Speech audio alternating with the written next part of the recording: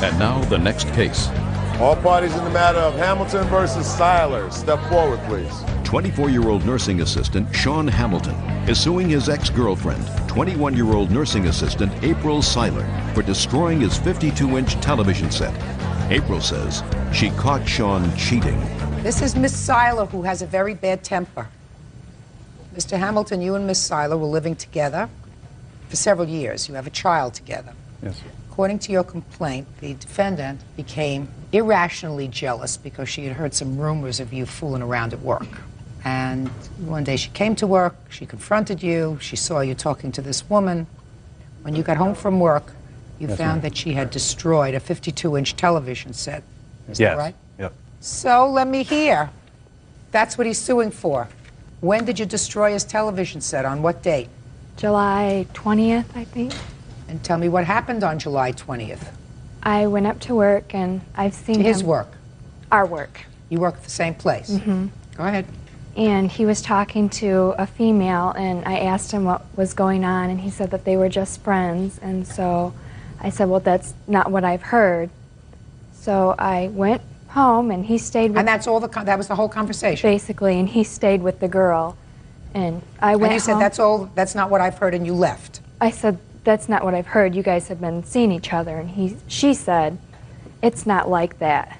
And he said, we're just friends. And I said, whatever, and I walked away. Okay. And then I went home and I was talking to my mom on the phone. You were telling your mother what had happened? Yes, and I was very mad, so I said, oh, I hate him, and I kicked the TV. And there's like a big hole, and my whole foot like went inside the TV. So you destroyed the television? Mm-hmm. And then a couple minutes later, he came home and said he was going to sue me and took the money that was left to get by with for the week and left. How much did he take? Maybe $300, $400. And then whose money was that? Ours. When you were living together, you pooled your money?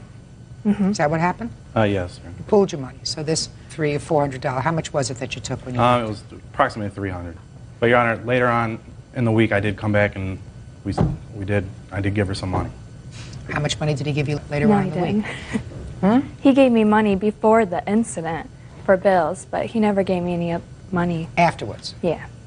The moral of the story is never fool around with a man's 52-inch television set.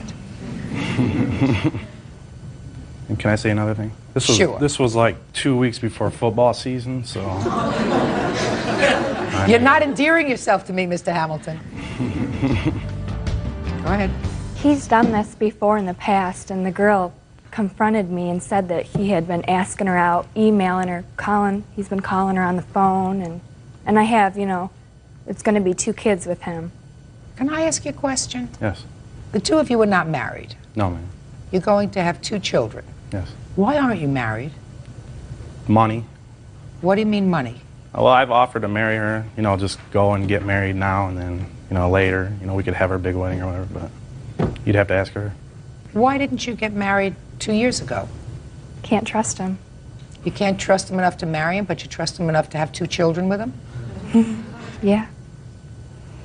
Mr. Hamilton, my next question to you is, if the defendant came up to you and you were talking to this woman and she had some concerns about the relationship that you were having with this woman, why didn't you leave with her and go home and say, listen, it's really nothing. She's really just a friend. Stop getting upset. All right. First of all, we work at a hospital, okay? It's like 95% female, so I mean, for me sitting with this girl, and she wasn't in her right state of mind or something because she came up and she started swinging at me. You know, I couldn't really get anything out, you know, because I'm like covering up, and then she didn't just walk away, she ran away. You know, I'm at work, I can't just leave work. Did you start swinging as soon as you came up? No. No? No. Now, you bought this television set in 1998, is that right? Mm-hmm. Whose money did you use? It was mine. I had sold some rims. I had these wheels prior, you know, before we even started dating or anything, and I got $1,200 for them, and then I saved up a little bit of cash and bought the TV. Is that what happened? Yeah, but he had been working off and on for the last 2-3 years. I work on and off. I was doing lawn care at the time, and we get, you know, you can only do lawn care in Michigan because it snows 6 months out of the... So who was supporting the household when you weren't doing lawn work at the time you bought I would do television? odd jobs in the wintertime, like plow snow. And Were you working full-time? Mm-hmm. And she was working full-time? Yeah.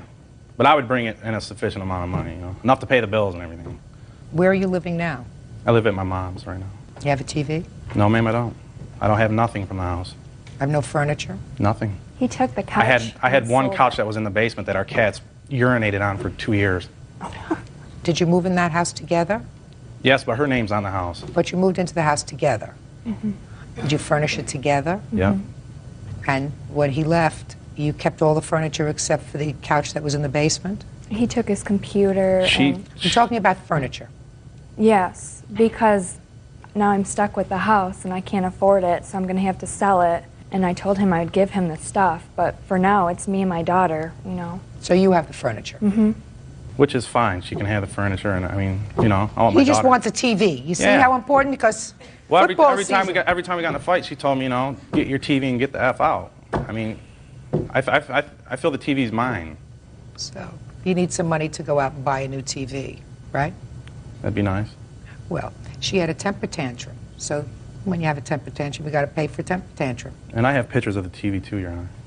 But believe me, sir, I have a husband. I know what a 52-inch TV is. Now, how much is it going to cost you to buy a TV? You paid $1,200 for this one? I have receipts here. Can I see it? Yes, you can.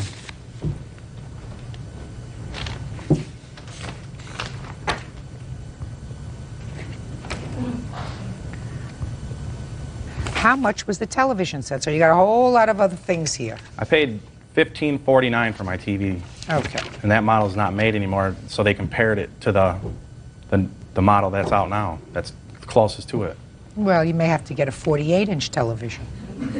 And I'm not even going to depreciate it because, Miss Seiler, you ended this relationship, or this relationship was ended, and it seems to me that over the 2 years or more that you were living together, you accumulated certain property that you're keeping. All he wants is his TV. You destroyed it. And he paid $1,549 for it, and I'm issuing a judgment for the plaintiff in that amount. That's all. Parties are excused. You may step out. Yeah, this is case number 401 on the calendar in the matter of Dawson versus Wade. Parties have been sworn in, Judge. You may be seated. Ma'am, have a seat, please. Mr. Dawson, you are the head of a church group? No, I'm not a head. I'm just one of the members of the church group. And you? I'm a member also. I'm his wife.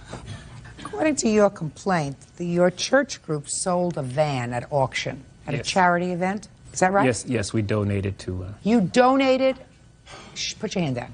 Explain that to me. You had a van. Right. The van was the church's van, and it had a logo on it. Yes, we retired it. She bought the van at auction. Put your hand down, madam, and stop moving around. You're making me very seasick. Just be quiet and behave. So far, you're not losing. But don't irritate me. The money that was retrieved from this auction went back to the church? Yes. So you sold the van. She bought the van. Your lawsuit involves a request to have her remove and paint the logo so that nobody can see that it belonged to the church. Is that right? Yes. Why? Reason being is that we have an outreach ministry that we do a work out in Los Angeles County, and our name is vividly seen in the neighborhoods, and that's the reason And why... it was on the van. Yes. You have a picture of the van? Yes, I do. Let me take a look at the picture of the van with the logo on it.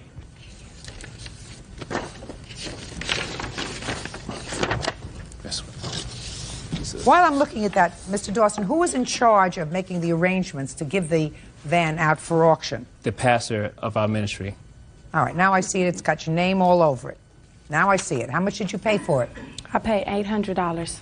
Good. And when you got it, it had these markings on it? Yes, it did. And you don't want the markings on it? No. Not in her possession? No. So why don't you take them off before you sold it? Well... What does that have to do with her? Where are you people coming from? Put your hand down a second. Where are you people coming from?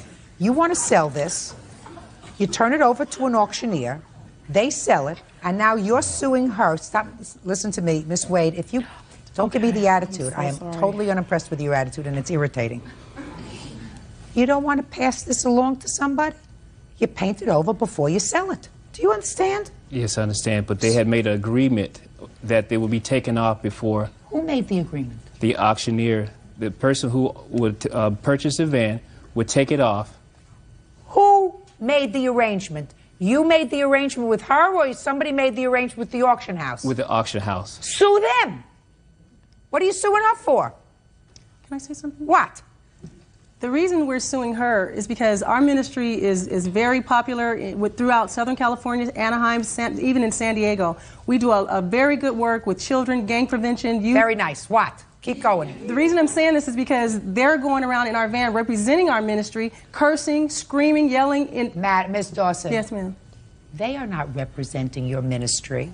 She's driving around in a van that she bought, that your ministry failed to ensure did not have its logo on it because it turned it over to an auction house to sell it with the logo on it. And if you didn't want the logo on it, paint it before you sell it. I understand that, ma'am. Period. End of discussion. She's not holding herself out to be your ministry. She's driving around in a van she purchased. You want her to spend more than $800? Yes, she is. She's representing our ministry. She said that she takes the youth around in our ministries. They like it on there. They don't want to take it off. We offered to take it off for them, to take it off professionally, and they said no. He likes it on there. He was belligerent. He cursed. He threatened my pastor's wife. He called the church. That's it. He liked it. Yeah, but it's representing our ministry. It's representing our ministry. We get calls from all over the Southern California area, from Torrance to Los Angeles, complaining that how could our ministry do something like that, curse with children around. We don't do that. They're misrepresenting our ministry, and they won't take it off. Who would want to drive around with a Youth Action for Christ Jesus sign when they don't even represent Christ? We represent Christ. Let me, madam, give you an example that maybe you will understand. Yes, ma'am. The Beatles used to tour this country on a bus. Yes, ma'am. And they had the word Beatles on the bus. Trademark. Now, let us say at the end of their tour, they decided that they had no further need for this bus, and they were going to sell it. And they put an ad in the paper. Take away the third party, the auction house. They put an ad in the paper. I see this ad and I say, gee, I would really like to have a Beatles bus. I'd like to have a bus that I knew the Beatles drove around in, and that had their name on it, that had their pictures on it. I want that. And I'm prepared to spend the money for it. So I answer the ad. They say the bus is $25,000. I say, sold. That's what I want. I want to take my kids touring, my kids and my grandchildren. I want to be stuck in a bus with my grandchildren, right, touring the country in this Beatles bus. Paul McCartney says, you got to take, after I pay the $25,000, you got to take our name off the bus. I understand. I said, oh, no, you want to sell this bus without your name on it, take it off. I bought it with the name on it. I understand. It's my bus. Yes, ma'am. She bought the whole package. She sure did. And if your minister made a mistake by not removing the logo before he turned it over for sale, that's his problem. Can I clarify something? My husband failed to mention that my minister was responsible for letting us take the van. We were responsible for taking the names off. We failed, and we're trying to take care of it now. My ministry is not responsible for it. You can't. I called the police, and they said the only thing I could do is go to small claims court to petition to them to take it off. She met with my husband, and she was very nice about saying okay. What I'm telling you is, if she wants to, she can. If you want to give her money, maybe if you give her money, she'll say, fine, I'll take it off. Maybe $400 would make it feel better for me. Well, maybe, but you cannot require her. Because we didn't require her. We asked her, and she was very nice. She was very humble, and she said, sure, to come take it off. We called her husband. He said, who do you think you are calling my house? You're not going to take anything. He cursed. He said, if you say another word, I'm going to hang up in your face. I heard you, Miss Dawson. You're not listening to me. I'm sorry. You're not listening to me. If it was your responsibility, you didn't take care of your responsibility. You can't clean it up now. I'm telling you cannot require her to take off the logo from the bus because you don't like the language she uses or somebody uses when they're in the bus driving around. You cannot require her to do that. It's not just the language. I don't care what it is. I don't care if she was mooning people when she was driving around with your bus. I understand you that. cannot require her to do it. Judge Judy continues in a moment. He pulled out the razor blade and was starting to proceed to take the lettering off my van. And I was like, wait a minute, hold up. You can't take this off my car right now. Real cases, real people. Judge Judy. Anthony Dawson and his wife Kimlin are suing Danye Wade for misrepresenting herself as part of their ministry. The Dawsons say Dunier purchased a van from their church and refuses to remove the logo. Now, you may pay her and say to her, listen, let's enter into an agreement, and perhaps I will, I'll give you money. You want some money to remove this from the bus? Yes, if they want. Just a minute. Okay. Here we go. How much money do you want? I want 15 for it. 1,500 for it. Well, you only paid 800. Can I explain why? No, just a minute. You only paid 800. So explain to me. Explain to me why you want 15. You know, you're going to. Let me explain something. You're going to get nothing. Okay. Because okay, what I'm trying to do is to make an arrangement that will satisfy everybody. Okay. It would have to be a voluntary arrangement. Do you understand? Not something that's loony. Okay. So, if you want some money so that they will paint it, give it a nice fresh coat of paint, that sounds reasonable to me. Okay, but may I explain to you the reason why I want 15 for it? Sure. Okay, because first of all, when I bought the van was $800. I paid $400 to register the car. Didn't have a problem. When I bought the van, my intentions was to take the lettering off because I didn't want it. I wanted to paint it in one color, and I couldn't afford it. You know, I just didn't have the money to buy it. Okay, one day I was shopping at a store. I came out my store to this man right here, this minister, at my van, doing something to my van. Okay, when I got to my, you wasn't even there. Oh yes, she was.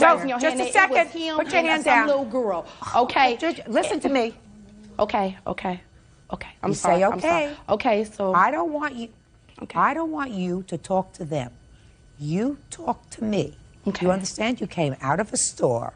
What was he doing to your van? At that time, I didn't know what he was doing because when I walked out the store, I could see him at the van, and as I got closer to the van, he was walking away, and then when I got to the van, me and my son, he walked towards me, and I asked him what was he doing.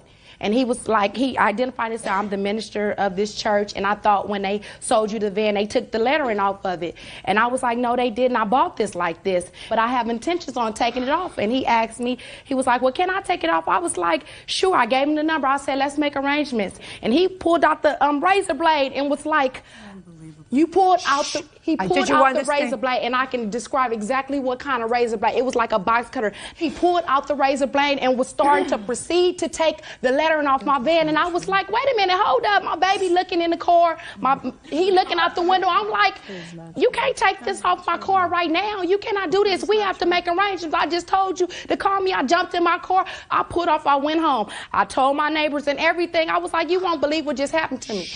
Now okay. I understand. I'm sorry. So just a second. I'm like, you won't believe what just. Okay. Miss Wade, now you told me what happened. Now, I have to take. You're moving around. You're making me very, very dizzy. Either one of two things are going to happen today. Either I'm just going to send you both packing because they have no case. You have no case on a counterclaim. If you are prepared to have them pay to repaint the van, how much are you prepared to accept so that they will be happy and according to you, you will be happy?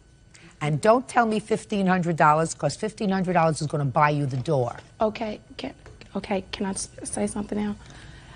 He took letters off the van. It's letters off the van. His name is off the van. Fine. Half of his letters. I didn't tell him to do that. Fine. I told him let's make arrangements. Fine. Listen to me very carefully, Miss Wade. Let me ask you this question. Miss Wade, you're not following what I'm saying. I asked you for a figure. So, how much will it cost to paint the van? Well, I went to Earl Shy and they said $600 to repaint the car. Good. $600 to repaint it. Now, Mr. and Mrs. Dawson, are you prepared to spend $600 to correct your mistake? Is the question. The answer is either yes or no. You're not. You have no case. So she wants $600 so that she can, or you can, take it where they paint cars and have it painted. We offered to have it removed professionally. We don't want to pay $600 to have it removed. Goodbye. Parties are excused. You may step out. They sit there and act like he didn't pull out the razor blade. We wouldn't even use a scraper. We were going to use a blow dryer on our property. It doesn't even work like that to remove it professionally. Right. We had someone who was going to take it off. That was a lie. They sitting here acting, putting on a show, acting like they didn't do it and act like I'm just so innocent. No, you're not innocent, not at all. You are hypocrites. Yeah, this is case number 408 on the calendar in the matter of Baker versus Baker. Parties have been sworn in, Judge. You may be seated. Mrs. Baker, the defendant is your former husband, and I gather from your complaint that despite the fact that you are divorced, you still maintain a relationship. Is that correct? Well, you did at the time of this incident. Is that right? Yes. You allege that Mr. Baker assaulted you. You want him to pay for the medical expenses as well as lost wages and pain and suffering as a result of that assault. Mr. Baker says the truth of the matter is that you assaulted him, and despite the fact that he did not sustain any physical injury that required treatment, he was in fact arrested, as you were, and he wants you to pay for all of his out-of-pocket expenses, including his attorney's fees. That is his counterclaim. So I'd like you to tell me, Mrs. Baker, your version of the events of the 15th of September. Okay, September 15th was a Sunday. We were home watching football. My daughter, my oldest daughter, had come into town from her boot camp. And How old is she? She is 19. There's animosity between my daughter and Mr. Baker from a previous assault that he assaulted her. Anyway, we were bringing up the fact that I wanted Shauna to come over and visit, and he didn't want her in the house. She came over to make peace. She had actually come to the house? Yes, and I said to him, my daughter wants to make peace with you. Would that be okay? And he got very upset and said, no, you were supposed to give me 24 hours notice if she's going to be around, and she needs to leave. And so she left? Yeah, so she left. Okay. So we continued with the football. I apologized to him. I was trying for him not to be mad. I always have to make sure he doesn't stay mad. And he started calling her just horrible names, and I begged him to stop. I actually was on my knees in front of the couch pleading with him, please stop saying all those horrible things about her. I slapped him on his face, and I realized that I shouldn't have done that because now I'm going to get in big trouble. And he did come up. He got me into a chokehold. At one point, I was actually sitting on the ground. He had me in a neck hold. He had his fist right over top of me, and he said, do you want me to finish this right now? And I stopped talking because up until then I was calling him a coward and that he only bullies girls and he bullies my daughter and bullies women, but he never bullies any men. So anyway, he pushed me back down. My face went down, and I never saw it coming. I never got a chance.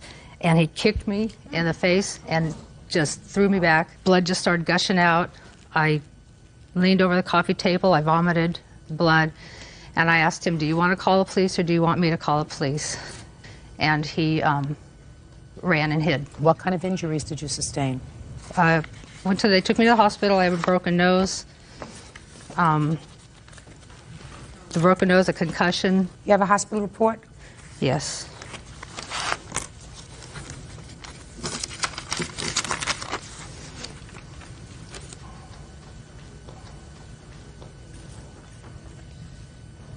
Now, can I see the police report, please? It's a two-part police report. Can I have his as well so that I can make sure I have all the report? Because it was a domestic violence, they had Jane Doe and John Doe. Had you been drinking? Yes, we both had been. You both been drinking vodka and orange juice? Yes. Was that the drink of choice? How much had you been drinking that day, both of you? I was drinking my fourth cocktail in about probably 4 hours. And you? Probably about the same. Think that contributed to the situation getting out of hand? I don't know. He drinks an awful lot, a lot more than I do. Did you tell the police that after you slapped him in the face with your open hand and there was an altercation where he was pushing you down on the couch that you were trying to hit him in the testicles and stomach? That's when Did you tell that to the police? Yes. And that was before he kicked you? Yes. All right, let me hear your version of these events, sir. It happened pretty much along the same lines she says, but without a few details. I was sitting on the couch, we were both sitting on the couch watching a football game, and we were cheering for the same team, having a good time, and we had argued previously on the previous day about her daughter, and I have a problem with her daughter, and she has a problem with me. And because of our history, it's just not a good idea to have her in our house while I'm there. And all I asked for was a reasonable time of notice so that I could leave, and she can spend as much time as she wants to with her daughter. She did not go along with it on that night because her daughter's getting out of boot camp and she's here visiting. And I said, fine, but I don't want to be here. So she wants me to make up with her daughter. I don't want to make up with her daughter. She made a false statement against me and told the police that I assaulted her 6 months ago, when in fact it was her and my wife that got into the fight. I don't want her in my house. Gotcha. Period. Okay. So what happened after your wife slapped you? She didn't slap me, Your Honor. She punched me in the jaw. She punched me there. She punched me a second time in the shoulder. She grabbed my back. Then she grabbed my wrist. She threw me to the floor. I got a rug burn on this knee. Then as I was attempting to stand up, she grabbed me again. I have photos of that also, of everything, of my injuries.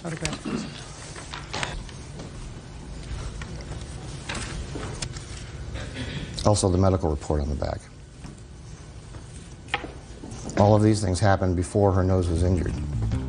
Judge Judy continues in a moment. Here you said, so I lightly slapped his mouth to try to stop him. That sounded to me like he went like this. Oh no, don't say those things about Shauna. Well, what you really did was haul off and slug him. Real cases, real people. Judge Judy. Deborah Baker claims she had a knockdown, drag-out brawl with her estranged husband, Bill Baker. Deborah says that's when Bill kicked her in the face. Mr. Baker, your wife doesn't have a lawsuit, at least a viable one, because she started it. She hit you first. She hit all of them. Well, she hit you first, she's hit you second, she tried to kick you, she tried to hit you in your stomach, she tried to hit you in your testicles. She acknowledged that to the police. She had had a little bit to drink. The fact that she ended up with a broken nose, that's unfortunate, but that's the way it goes. When you start a fight, sometimes you get the worst of it. You understand that, Mrs. Baker? You started the fight.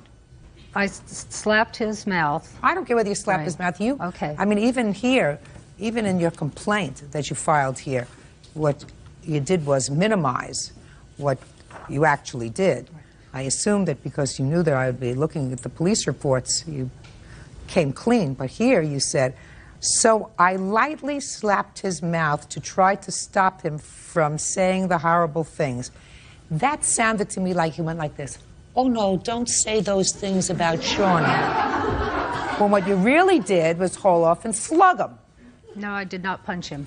I did not punch him. Whether you slugged him with an open hand or a fist, that doesn't make any difference. You hit him first. He's going to tell me that he didn't mean to kick you, that you were struggling and, you know, you're trying to bite him on the toes, I think is what he says here, and that his foot extended and he kicked you in the face.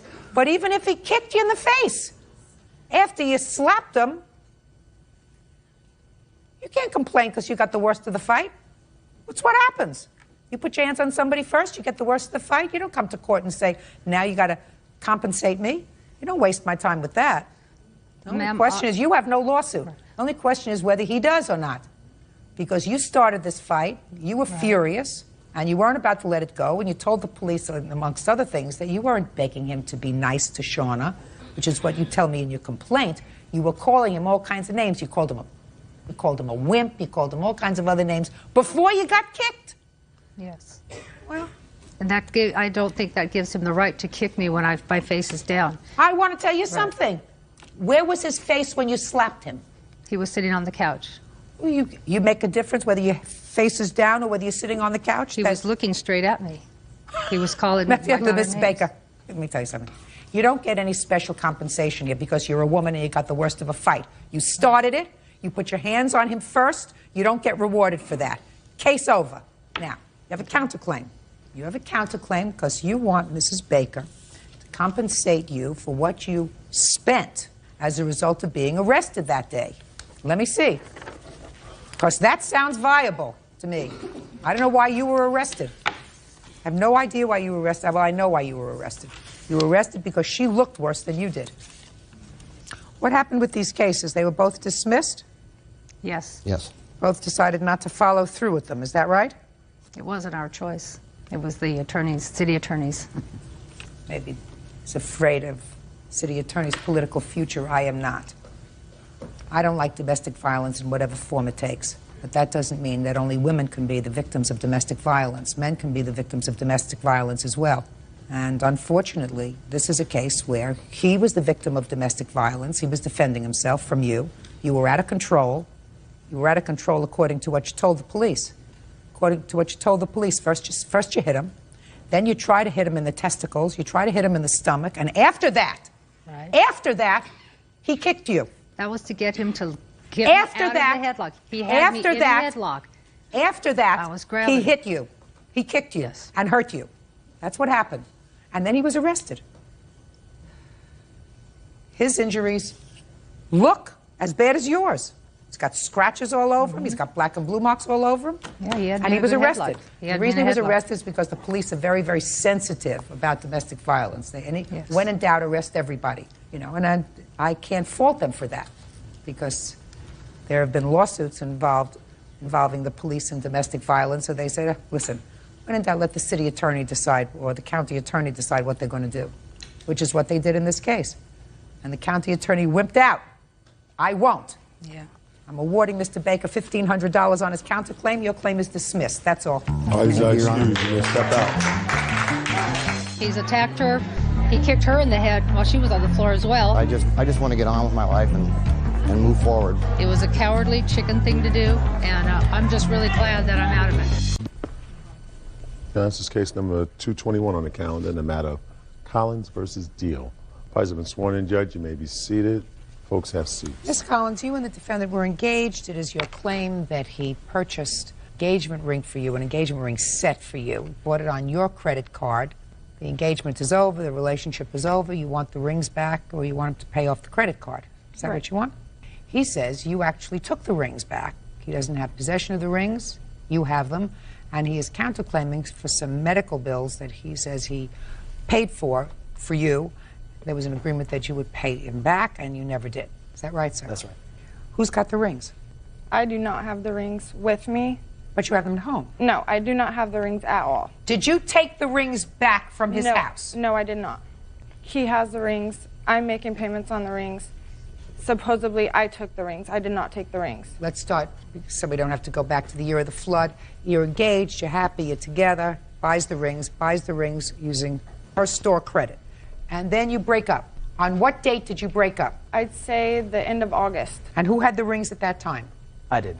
I was making payments. The agreement was if I had the rings, I was going to pay for them. So she gave you back the ring? Yes. Right? Right. Now, tell me about how the rings came from your possession to her possession. Okay, first of all, she is wearing some of the rings that she took from my house. July 15th through the 17th, she had a fight with her boyfriend. She thought they were breaking up or something like that, so she came over after work, and we started talking. One thing led to another, we had sex. I went to the kitchen to get some water. She ran down the hall, locked herself in my room. She knew exactly where the rings were. When I went there, the door was locked. I had to go in the other room and get my spare key to get it out. Those rings right there were in the room. Same thing. I said, you know, I'm not going to pay for them if you have them. That's, you know, why pay for something you don't have? That's my whole thing. She said, fine. She thought because we had sex that everything was going to be okay. She was going to like, oh, next month he's going to pay because we had sex. And I'm tired of getting used by her. That's all she does. She just uses people. There's no way I could have gone to his room. He locks his room with a key. My mother can vouch for that because she came over one day where his room was locked. His room was always locked. Always. There's no way I could have stormed down his hallway and went in his room. When I am home, I don't lock my house. I don't lock my room. When I'm away, I lock my room. That's plain and simple. I have roommates. Everyone goes in and out. You broke up when? The 4th. April? Yeah, April. April. And so you made payments in May? Yeah, I was making payments all the way Made through. payments in June? And made payments in July? That is correct. And in July 15th to 17th, I gather there's no issue that you were at his house. I was not at his house, and I did not sleep with him. I have not been at his house for probably close to 4 months. Do you have any witnesses? Yes, I have my mother. She can testify about the rings with the conversation she had with him.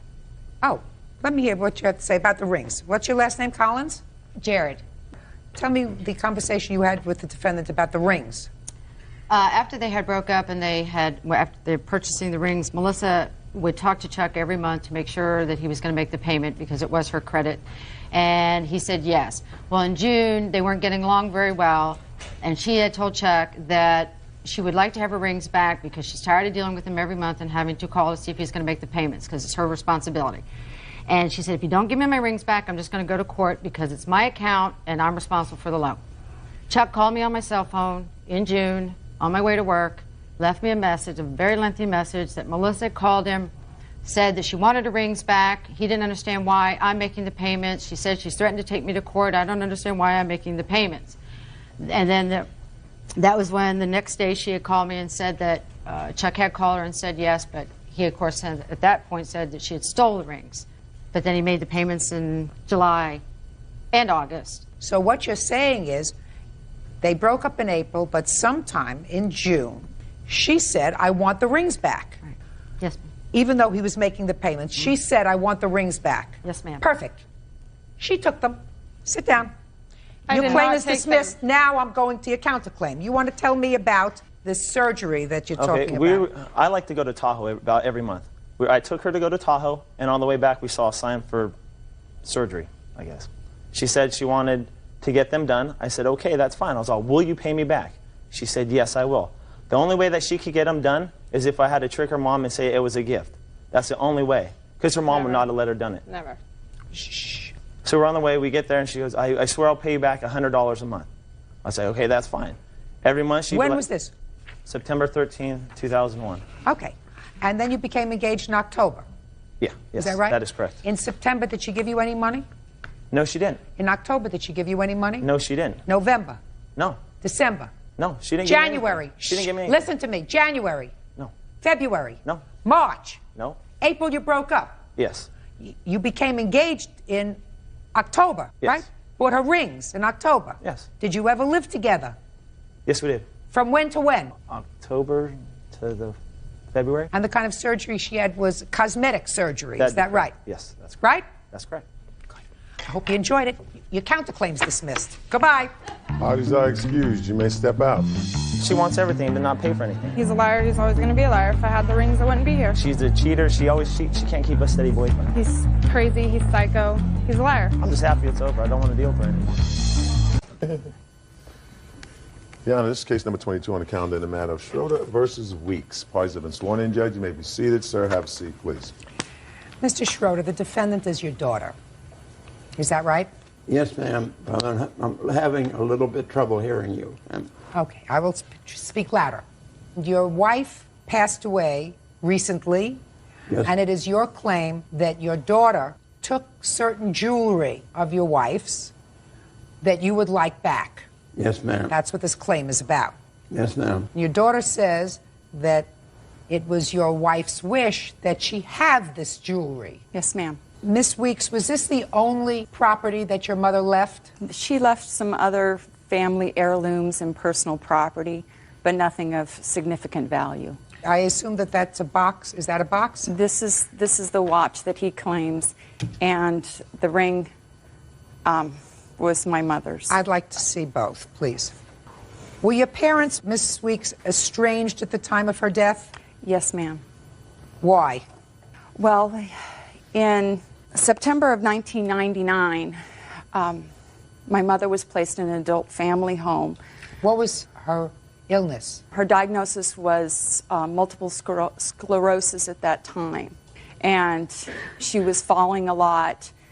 She was being left alone a lot. And Adult Protective Services were involved because of the fire department having to, she had one of those life call buttons. And the fire department was called to the house quite frequently to pick her up. And they felt that she was in a neglectful situation because she was not being properly cared for. And so Adult Protective Services started searching for alternative living arrangements for her. And according to the complaint that I've read and your answer, there came a time around 1999 where you were given by your mother power of attorney. That is correct. Subsequently, in 2000, you were appointed her guardian. That is correct. Was her diagnosis ever modified from multiple sclerosis to something else?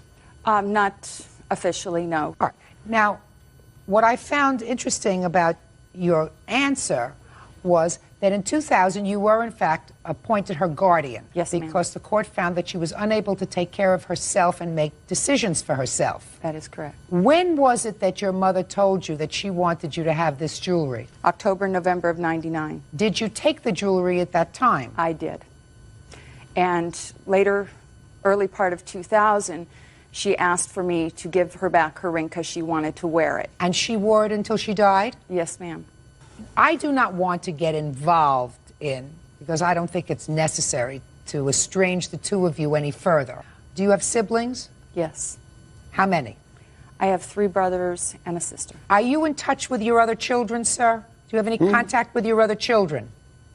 Pardon me? Do you have any contact with your other No, I children? don't. So you have no contact with any of your children? And I have, even my youngest boy got up and left at the funeral when my wife, her services were. And my daughter, to my immediate left, didn't even take the time to go to her mother's funeral. Ms. Weeks, very briefly, can you tell me why all of the children, from your perspective, don't have contact with their father? Your parents were married for, according to this, 47 years. Yes.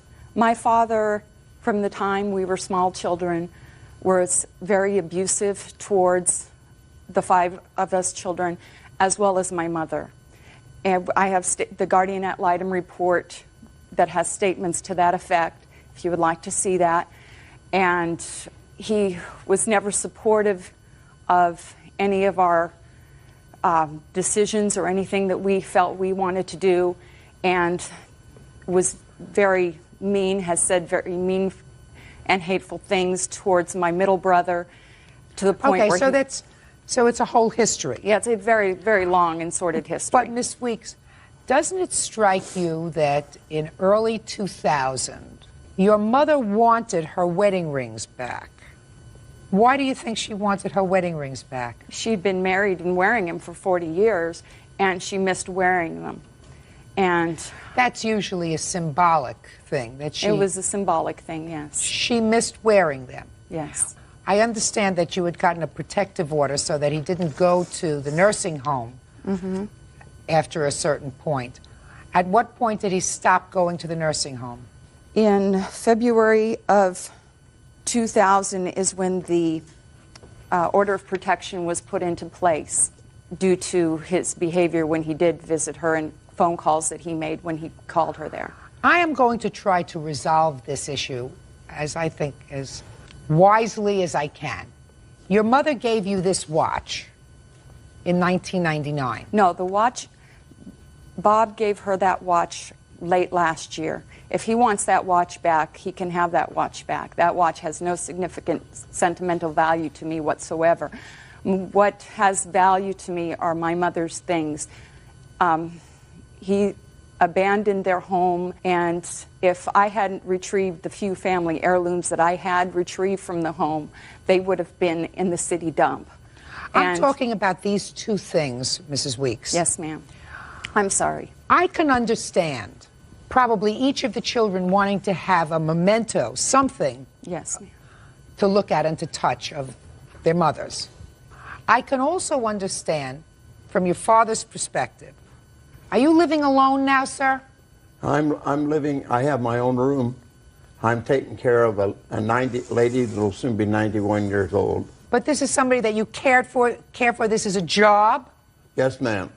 Tell me why you want these wedding rings back, Mr. Schroeder. I bought those rings for my wife 47 years ago. I gave my wife the first ring at her home at East Indiana when I was invited to supper by her mother, who has passed away. I feel I'm entitled to these rings. I paid for them since my daughter has made such terrible accusations about me, which are all unprovable. And I feel that I should have the rings and the watch back, plus other things that she took out of the home. We're not talking about other things, all right, Mr. Schroeder. We're talking about the ring watch and the watch. Yes, ma'am. And the rings. Now, let me ask you this question, Mr. Schroeder. Yes, ma'am.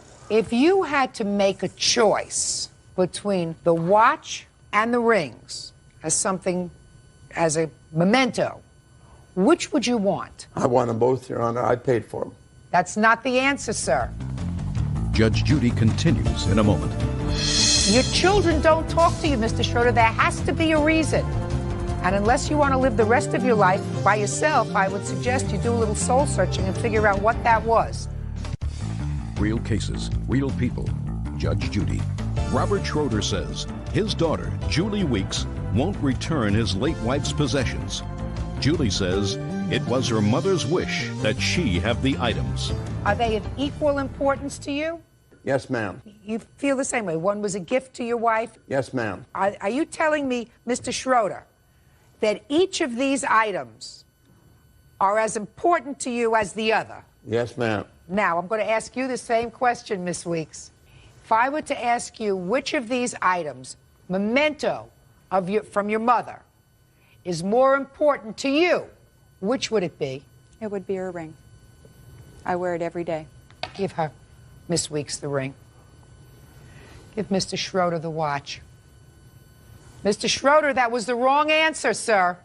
The fact that you paid for them and they were yours is not the answer. Yes, ma'am. I'm going to tell you why, Mr. Schroeder. Children don't replace emotionally the loss of a parent, in this case, their mother. Sometimes mates replace emotionally their mate. They may never forget, but they replace emotionally. If you said to me, I want the rings back because we were married with those rings, she wore those rings for 47 years, they're part of our history, I want them, I would have given you the rings. And you have to understand that, Miss Weeks. Yes, ma'am. But to you, it didn't make any difference. You said to me, I paid for both. They're equally as important to me, so I want them both. Well, I knew that they weren't equally as important to your daughter, right? That's right. You have the watch, you have the rings, you probably never make up, I assume. Is that right? That is correct, ma'am. I assume so. That's very sad, but it is sad. You're a grown-up adult, and he probably is a lonely old man who doesn't have at this point in his life the support of his children or his grandchildren. I assume you don't see your grandchildren either. No, I have a call regularly from Mary Ann in Florida. Well, Mr. Schroeder, you should do a little Mary bit. Ann is Julie's oldest daughter. How old are you, sir? How old are you? 70 years old. Well, that's not so old, Mr. Schroeder. There's still time for you to try to do something to get back into the good graces of your family. But you also have to look at yourself and say, what is it that I did over the last 45 years to my family that makes them all cut me off? Your children don't talk to you, Mr. Schroeder. There has to be a reason. And unless you want to live the rest of your life by yourself, I would suggest you do a little soul searching and figure out what that was. Thank you very much. The case is over. Parties are excused. You may step out.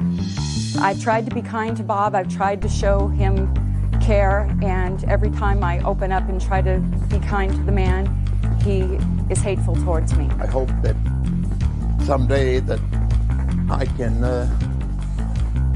get to a point where I can see my grandchildren. He has made the decision about his family. Goodbye. Yeah, this is case number 257 on the calendar in the matter of Michaud versus Canfield. Parties have been sworn in, Judge. You may be seated. Ladies, have seats, please. Miss Michaud, you have a teenage daughter who's been giving you some trouble, I gather. Is that right? Yes, ma'am. And it is your claim that the defendant, who also has a teenager who's a little bit of a problem, the defendant assisted your daughter in running away from a shelter where she was placed. During the course of this running away, she committed a series of crimes for which you have been held responsible for the fines. Yes, ma'am. And you are suing her for interfering with your daughter's custody, Yes, ma'am. which caused you not only emotional distress, which you are suing for, but also the payment of these fines that you had to pay through the courts for the various crimes that your daughter committed while on the run. Correct. And you say that that was facilitated by the defendant's conduct in harboring her. Correct. The defendant says that she didn't know that all of this problem was going to develop when she went and picked your daughter up from a gas station where she had placed a call that she, in fact, tried to get her to return and turn herself in when she found out that she had done some of these things, that she was really only trying to help. Yes, ma'am. Where's your daughter? Over there. This in the black, ma'am. Step up here. What's your first name? Amber. How old are you, Amber? 17. How old were you when all this trouble started? 17 or 16? 16. Does the defendant have a daughter who's a friend of yours? She used to be my friend. What's her name? Lissy. Spell it. Lissy. Now, where were you and Lissy? Were you in a facility, in a shelter? We were in Antrim Girls Shelter together. And how did you get to this girls' shelter? I was put in the girls' shelter for not going home for a week, the week I stayed at Lissy's house. So your mother put you there? No, the judge put me there because I was on probation, and I was court ordered to be home. You were on probation for what?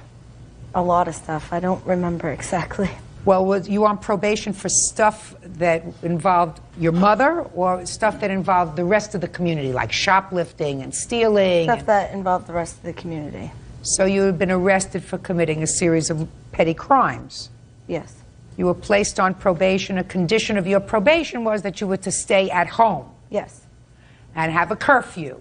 And Yes. do all the other things that a normal 16-year-old does. Yes. And you violated your probation, according to you. I'm just trying to put this in English so that everybody, including Bird, understands it. Okay. So you were told that you had to do everything right, and then you wouldn't go to jail. Yes. But you didn't. You went to stay at Miss Canfield's house with Lissy for a week. Yes. And then you were placed in this shelter by the judge because you violated the terms of your probation. Yes. When were you placed in the shelter with Lissy? We met up in the shelter. I've been to the shelter like 3 times. And we met up there the first time I was there. And then it was Thanksgiving time. I stayed at her house because my probation officer told me that if I didn't stop getting in trouble, he was going to put me back in the shelter. So I went and stayed at Lissy's house. And then I decided to go home the day after Thanksgiving. And then I got sent to the shelter. She was arrested the day after Thanksgiving, Your Honor. She called me from the Canfield residence and asked me if I was going to call the cops if she came home. I told her I wouldn't. When I hung up from her, I called the police station and told them, my daughter's on her way home. This is what we're going to do. I'm going to call you and tell you that she's here, and hang up the phone. And when she pulled in the driveway in the Canfield truck, I called the Dover Police Department and said, Amber's home, and hung up the phone. And the next thing I know, there was cops everywhere. And I did not inform her that I was going to do that. I did it because I needed to protect her. She wasn't protecting herself. Okay. Had you, in fact, called Mrs. Canfield during this Thanksgiving week when she wasn't at the shelter? No, ma'am, I did not. I did not know where my daughter was the week of Thanksgiving. I didn't know about Mrs. Canfield and Lizzie, other than Lizzie was Amber's friend. Amber would ask to go to Lizzie's house before Thanksgiving, and I let Amber go, not knowing the type of home that it was at the time. Well, why didn't you know? I guess ignorance on my part. Amber just said it was a friend of hers. That's your job to know. Yes, ma'am. If you let your daughter, who's been in trouble before, go to a girl's house, and I assume you knew that she met Lissy at the shelter, right? I wasn't sure where she had met Lizzie. Well, I've met did you Lizzie. ask the question, where did you meet Lissy? No, ma'am. You're trying to place blame on this lady. Yes, ma'am. And I'm coming back to you and I'm saying, maybe partially her fault, but let's come back to you. What information did you have or should you have had with proper exercise of your parental responsibility? What quality information could you have gotten if you asked a few questions or did a little digging? You would have found out that Lissy was a girl that she met at the shelter, right? Yes, ma'am. So that would have told you one thing. Trouble!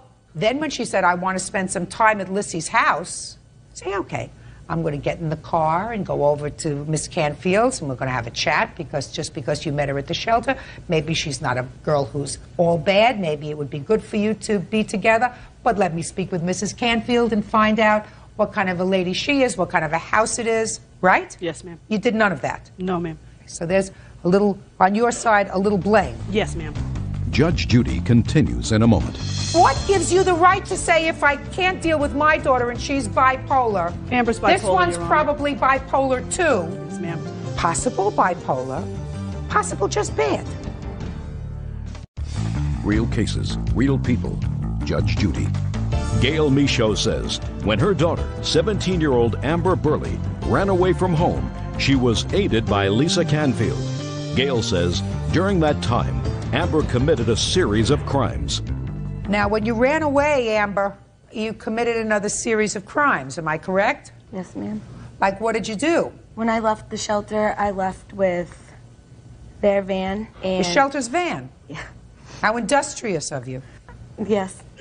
It wasn't good on my half, and I also took allowance money. What do you to mean where I was allowance going. money? Whose allowance money? Like, they put all the girls' allowance money in one. All the girls, not just your allowance, but so you stole money from the Yes. shelter. So you stole both the van and money. Yes. And you left with Lissy? Lissy was at home. She had called me and told me that she was coming to get me because I had court in 2 days and I was supposed to go to the youth detention center. Sounds like a perfect place for you. Well, Lissy called and told me she was coming to get me, and then I called her house back and I talked to her mom and I informed her mom that I was coming. Is that what she said to you? No, Your Honor, that's not What what did she she say? said. She had called a couple days before and had talked to Lissy, and then at one point had left a message on the answering machine for Lissy. I didn't realize she was going to leave placement at that time. But you went and picked her up according to the complaint that I read. A couple nights later at 2 o'clock in the morning, she called me and said she had been in an accident, and I didn't know that she had stolen the van. I didn't know that's how she had left placement, Your Honor. Yes? When I called Lissy, I told Lissy. I'm not talking about Lissy, I'm talking about her mother. Her mother. I told her mother that I stole the van and the money, I got into a car accident, and I needed a ride home. And I told her that I'd give her... Baloney! That's not what she said. Bull!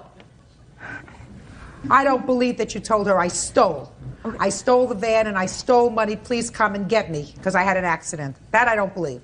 I might believe that you said to her I had an accident, and then later on she found out that you had stolen the van. But I don't believe that you right up front said to her I stole the van. Why would she come pick you up? Is she crazy? Because I gave her $50 for coming to get me. With the stolen money, I said, can you please come and get me? I will give you $50. That I believe. That you said to her, please, I was in an accident, come and get me, I'll give you $50. That I believe. After I told her that I stole the money. That I don't believe. I did.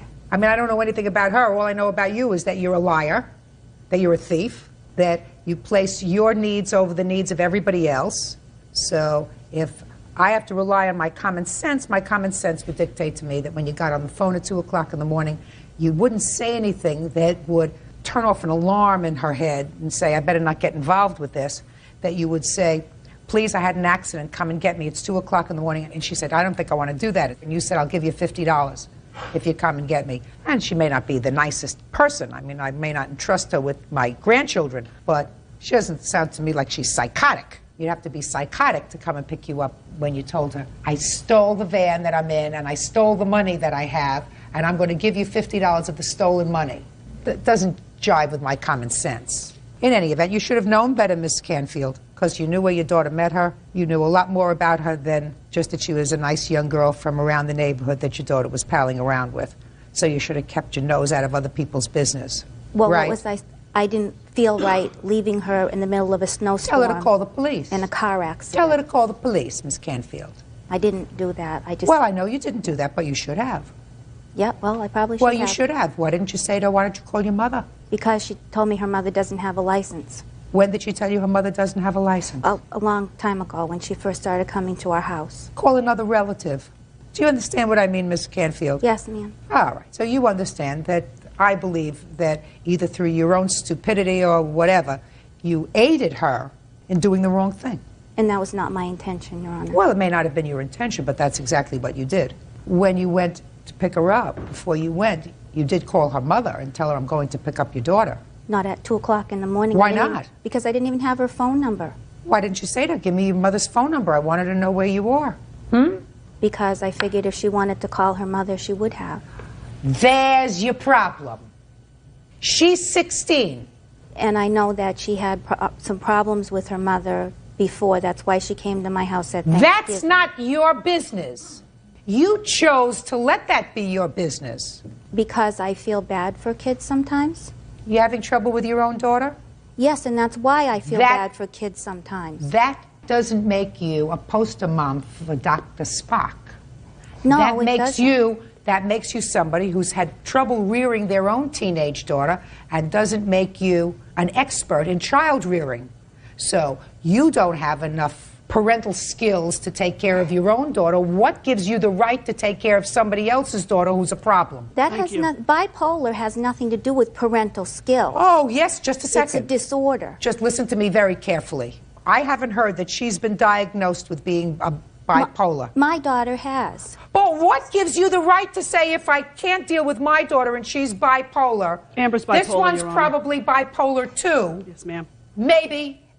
You know, a lot of bad behavior has been attributed to a lot. They always like to put a label on things. You know, label instead of just being a rebellious teenager, just being somebody who is naughty, just being somebody who is undisciplined. Possible bipolar, possible just bad. People don't like to use that term. But it is possible. You understand that? Yes, ma'am. You believe that Miss Canfield is responsible for all your troubles with regard to this incident. Is that right? No, ma'am, I don't believe she's responsible for Well, all of them. Good. You are at least partially responsible. You should have known where Yes, she ma'am. was. You Yes, should have known who Miss Canfield was. You should have visited her home. Yes, ma'am. You should have gotten some information about her before you let your daughter go there. Yes, ma'am. Stop moving around. Sorry. Okay. Now, what would the extent of your fines? Right now, I'm still pending fines for something that also took place while I was at Miss Canfield's house.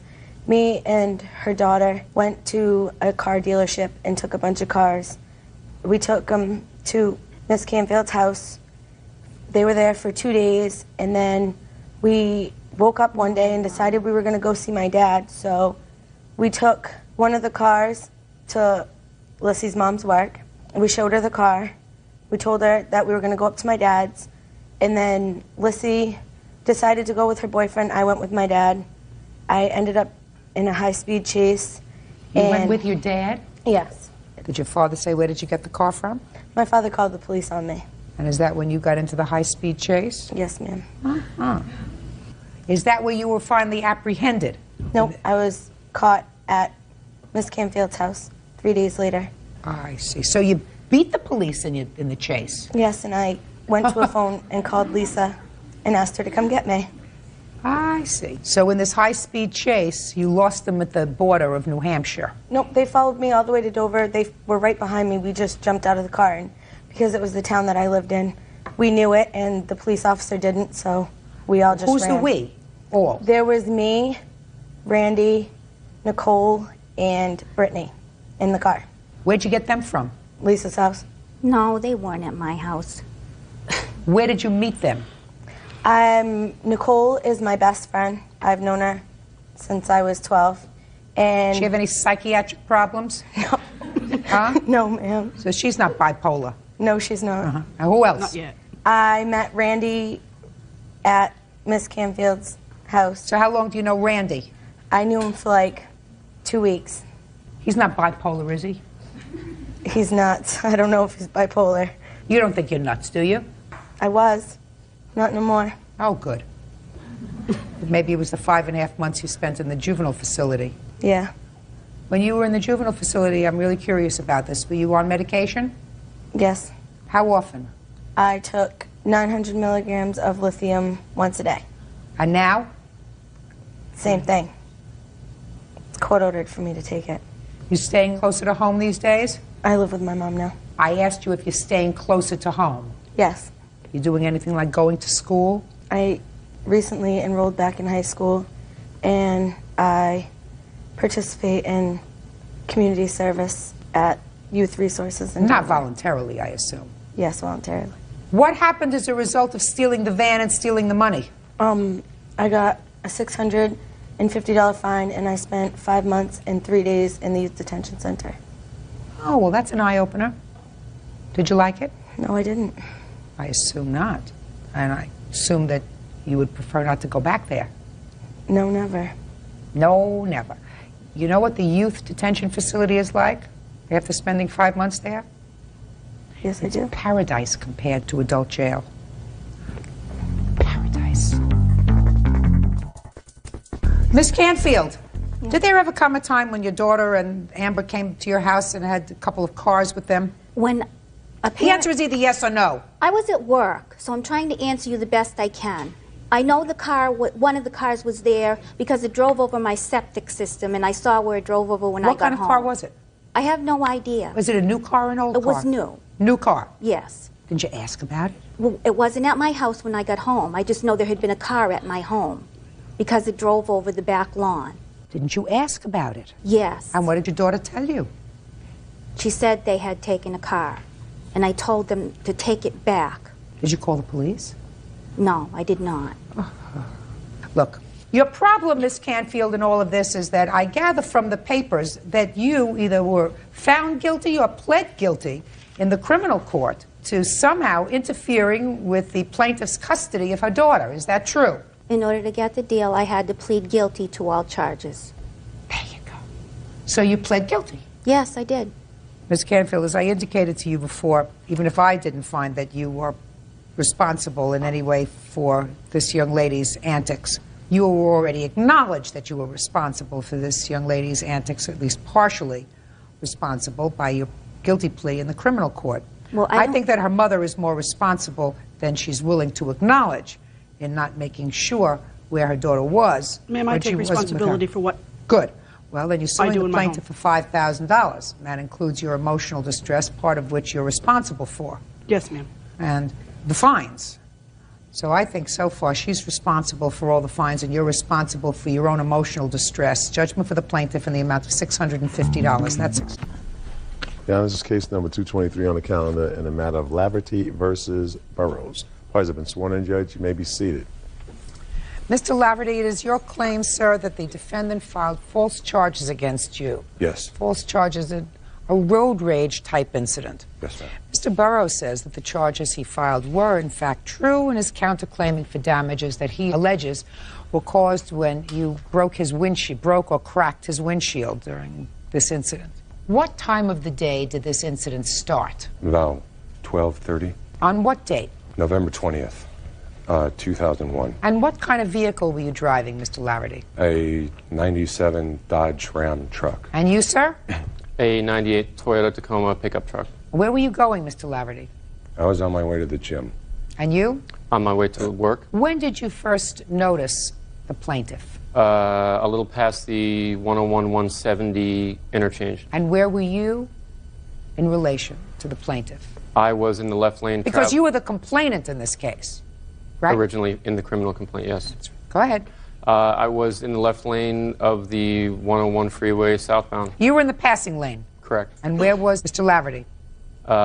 He came up behind me in the same lane. So he wanted you to move over so that... He was flashing his high beams and he was at a pretty high rate of speed. So he wanted you to move over? I attempted to oblige. What do you mean you attempted to oblige? I turned on my right signal and began to move over into the number 2 lane, at which point he accelerated around me, honking his horn, and pulled back into the number 1 lane of traffic. Okay, what happened next?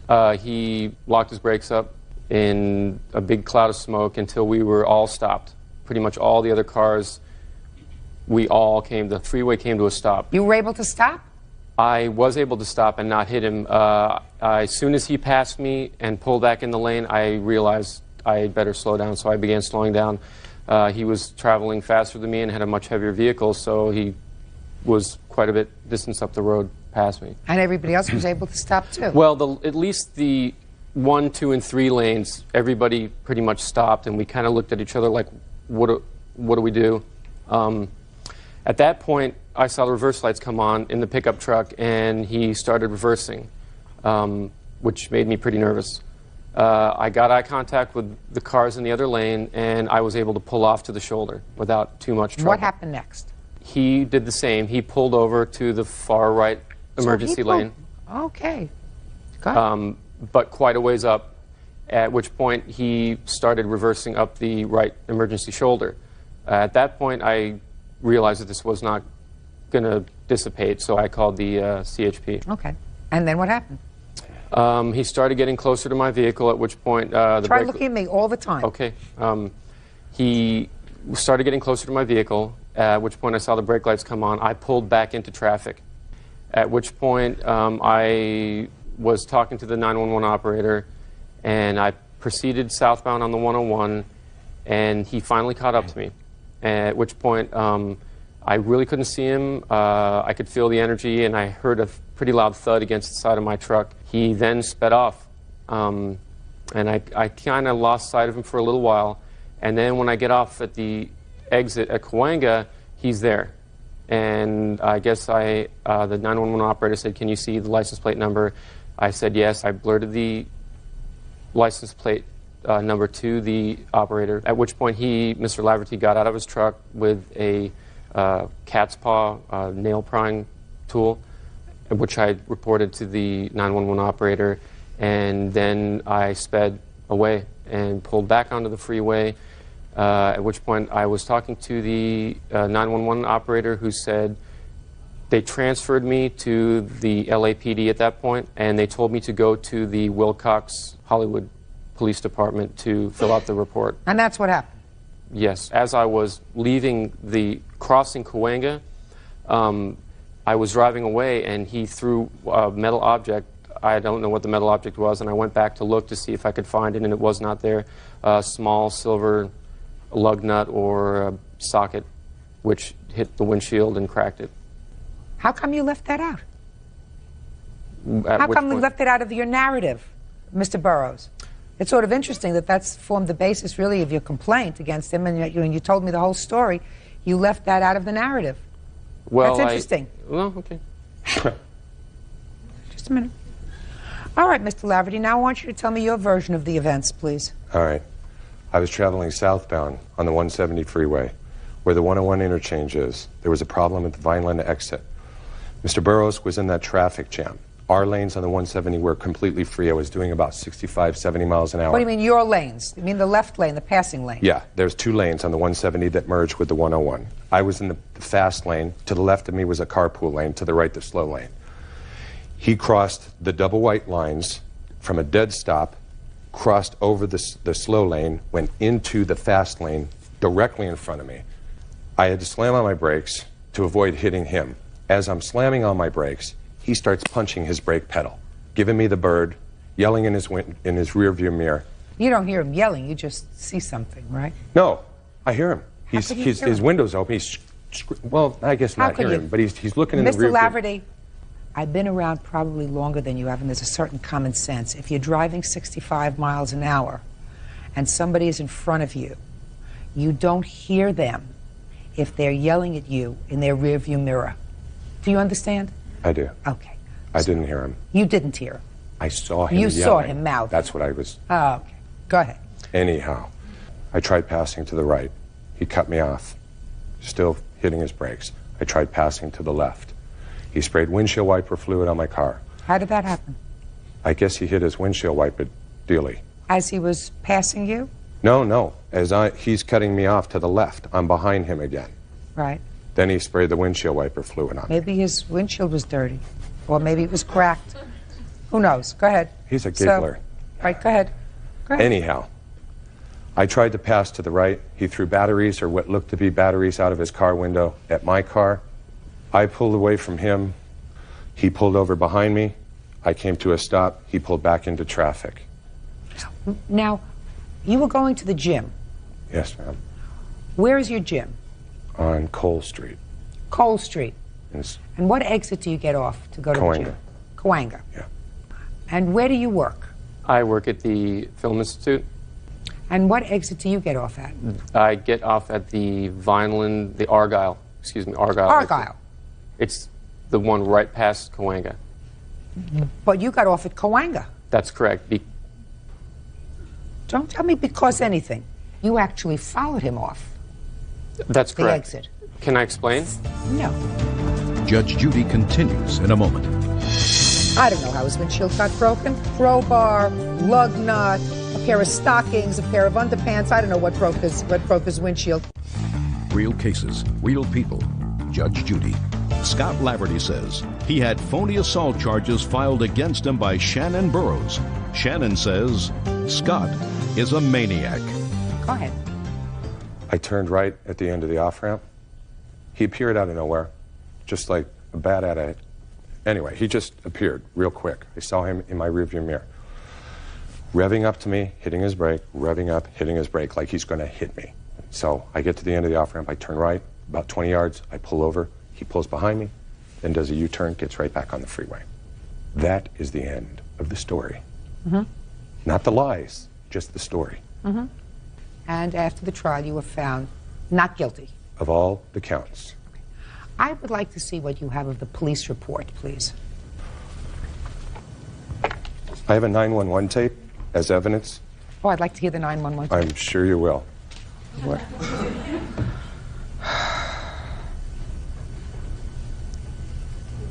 The actual... Sorry. I won't do it again. Herb, would you take the 911 tape, please, and bring it up here? Because I can never hear from over there. I assume that that's keyed up to the right place? Yeah. I'd like to hear it.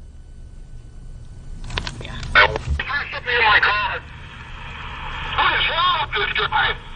He's doing like 100 miles an hour now. I couldn't get it paid. What is going on? I couldn't smoke. What's your name? My name is Sharon Cruz. B-U-R-O-U-G-H-S. Okay, we're going to broadcast information, okay? Should I try to get it put in here? No, it might be 2 stages. We're going to broadcast it, okay? Don't worry about it. Okay. I've got 5 L8. Okay. And, is it about you? Yeah, it should be across the street. Just do a quick report in the car. Time? 911, where's that by 659? 5FP, speed transfer. Hi. Give me the address of where you're calling from or what and what's going on. A guy on the freeway threw several objects at my car, pulled in front of me, slamming on his brakes. I did nothing to provoke him. And what's the address? It's Hollywood, I would say Vine and Yucca. On the street, sir? Yeah, and he's damaged my vehicle, so I need to follow this up. Okay, sir, did he throw these objects at you on the freeway? Oh, it's on the freeway and on the surface street. So he started on the freeway throwing stuff at you? That's right, and he cracked my windshield. Okay, how long ago did he tell me? Of course, it's probably about 10 minutes. Yeah, it's about 10 minutes ago. I had to literally go through a red light and go around a big U-turn because this guy was throwing crowbars, or what appeared to be a crowbar at my truck, and broke my windshield. Okay, did you want to make a report over the phone? What do you think I should do? I mean, I need to recoup my loss here because I know for a fact that this windshield is about $500.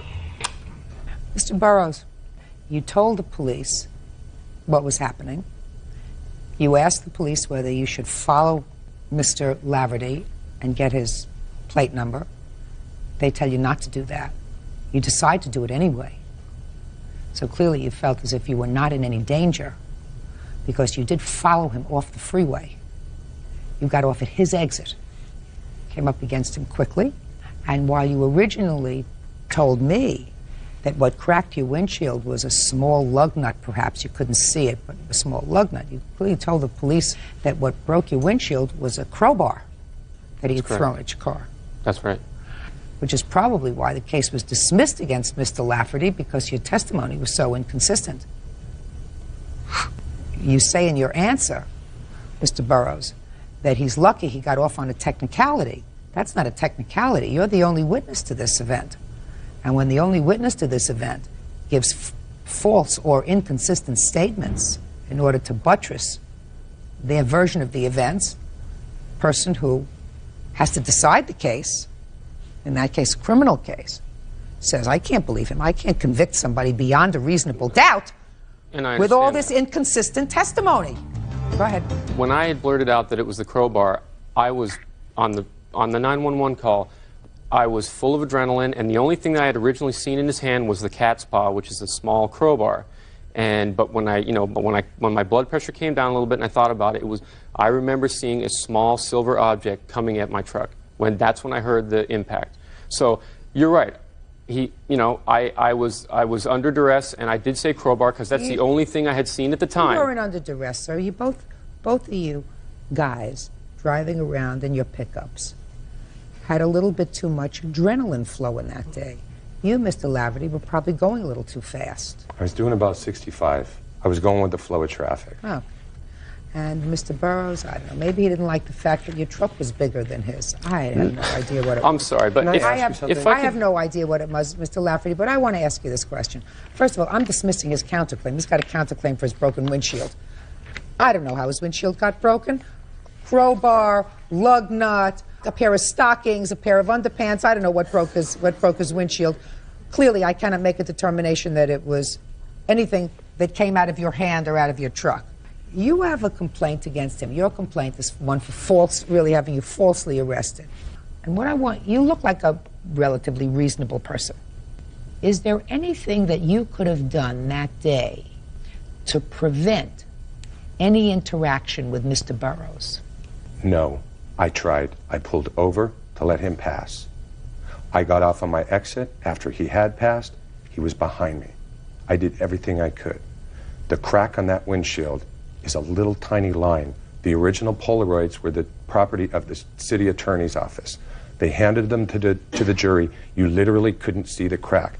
The picture of the crack in the report you have right there is blown up about 4 or 5 times. Do you think if I threw this at his windshield? That is not We're not all. done. We're not. It's not you. Oh, okay. Or even a lug nut that maybe weighs 4 or 5 ounces. There would be an impact point. I threw nothing at his windshield. Let me tell you something.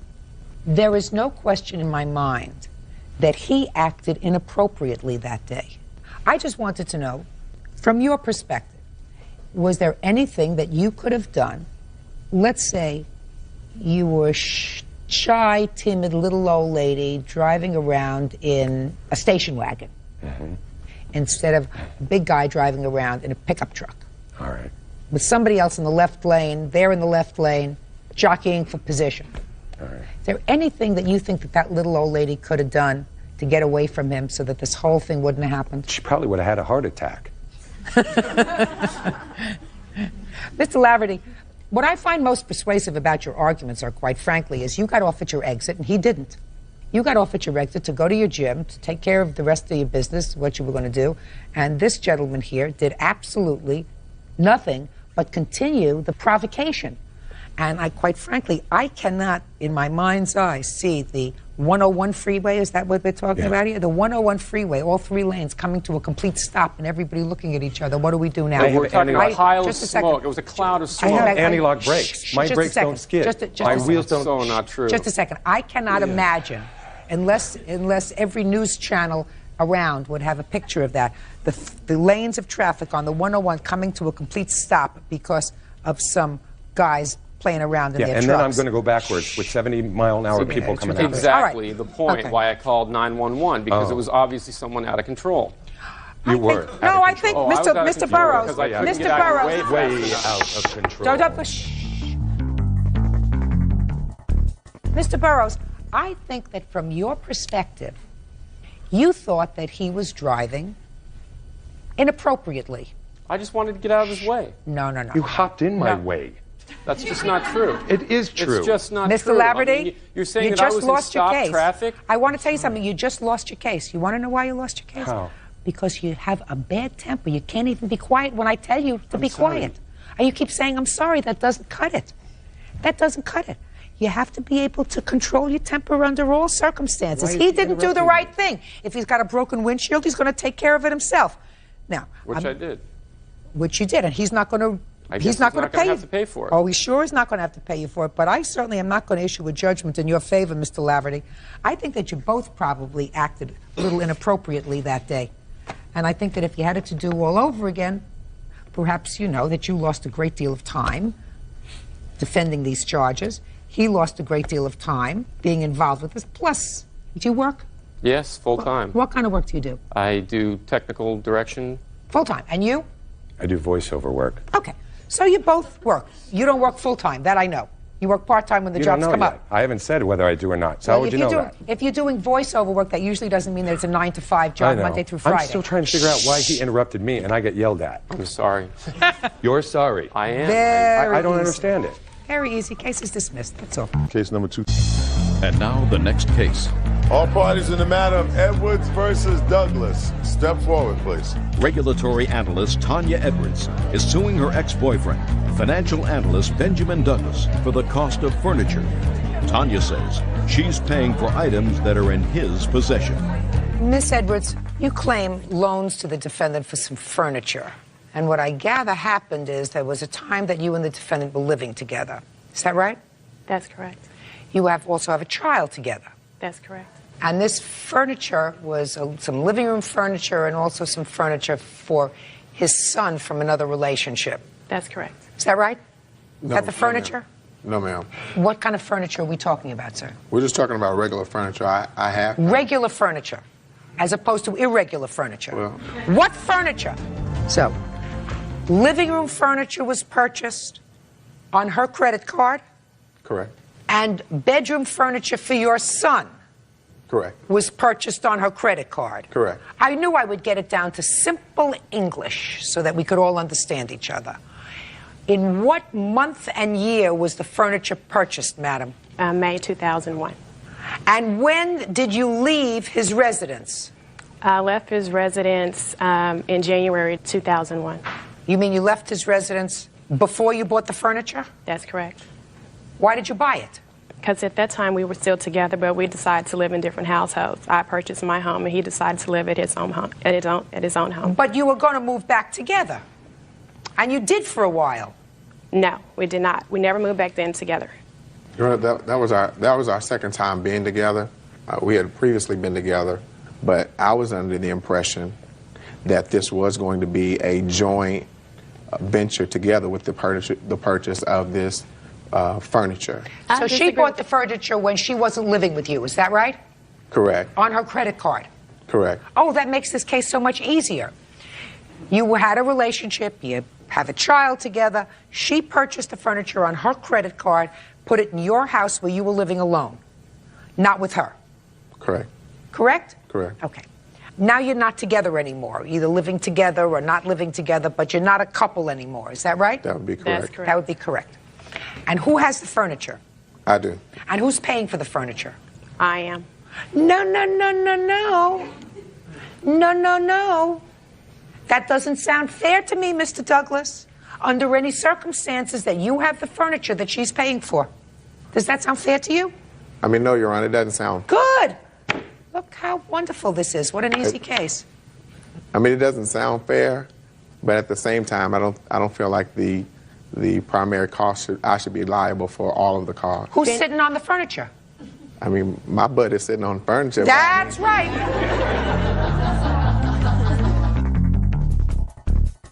Who's sleeping in your son's bed? My son. Who should pay for that? Her? Every month? No, I mean, I'm not saying that she's liable for all of the charges. I'm just saying that with the intent of us being together, I was under the impression that it was going to be a joint venture. But it's not anymore. That's your impression, but it didn't happen, sir. So what you could have done is you could have done several things. Let's say that was your intention. And let's say that was the intention of both of you. But it didn't work out, so that you can sell the furniture and say, look, let's pay off as much as we can on this credit card debt. Let's see if we can pay it off. Or if you want the furniture, you can keep the furniture. You take over the credit card bills. But why should she pay the bills and you have the furniture? I mean, I was in the assumption, like I said, Your Honor, that it was going I heard it. Don't repeat yourself. I heard it. I mean, doesn't it sound stupid to you? You have the furniture. Your keister is sitting on it watching television. Your son is sleeping on it like a baby. And she's paying the bill. Doesn't that sound ridiculous? It sounds ridiculous to me. Does it sound ridiculous to you? No. What? Yeah. It's ridiculous to Bert. And he might, and I want to tell you something, he doesn't always agree with me.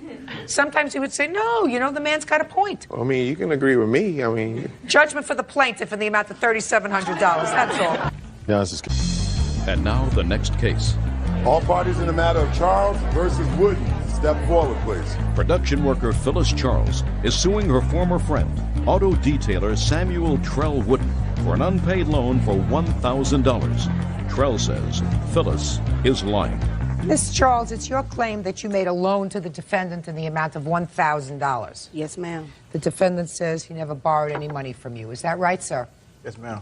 Can you tell me what all that junk is? This here is this outfit that he bought, and we bought an amp from him because he said he was doing so bad. Put it over there. Thank you. What did you make the loan for? Well, he said that him and his girlfriend and his baby was going to be evicted. Was he a friend of yours? Yeah, we grew up in the same neighborhood. Go ahead. And after he told me that, you know, I was like, okay.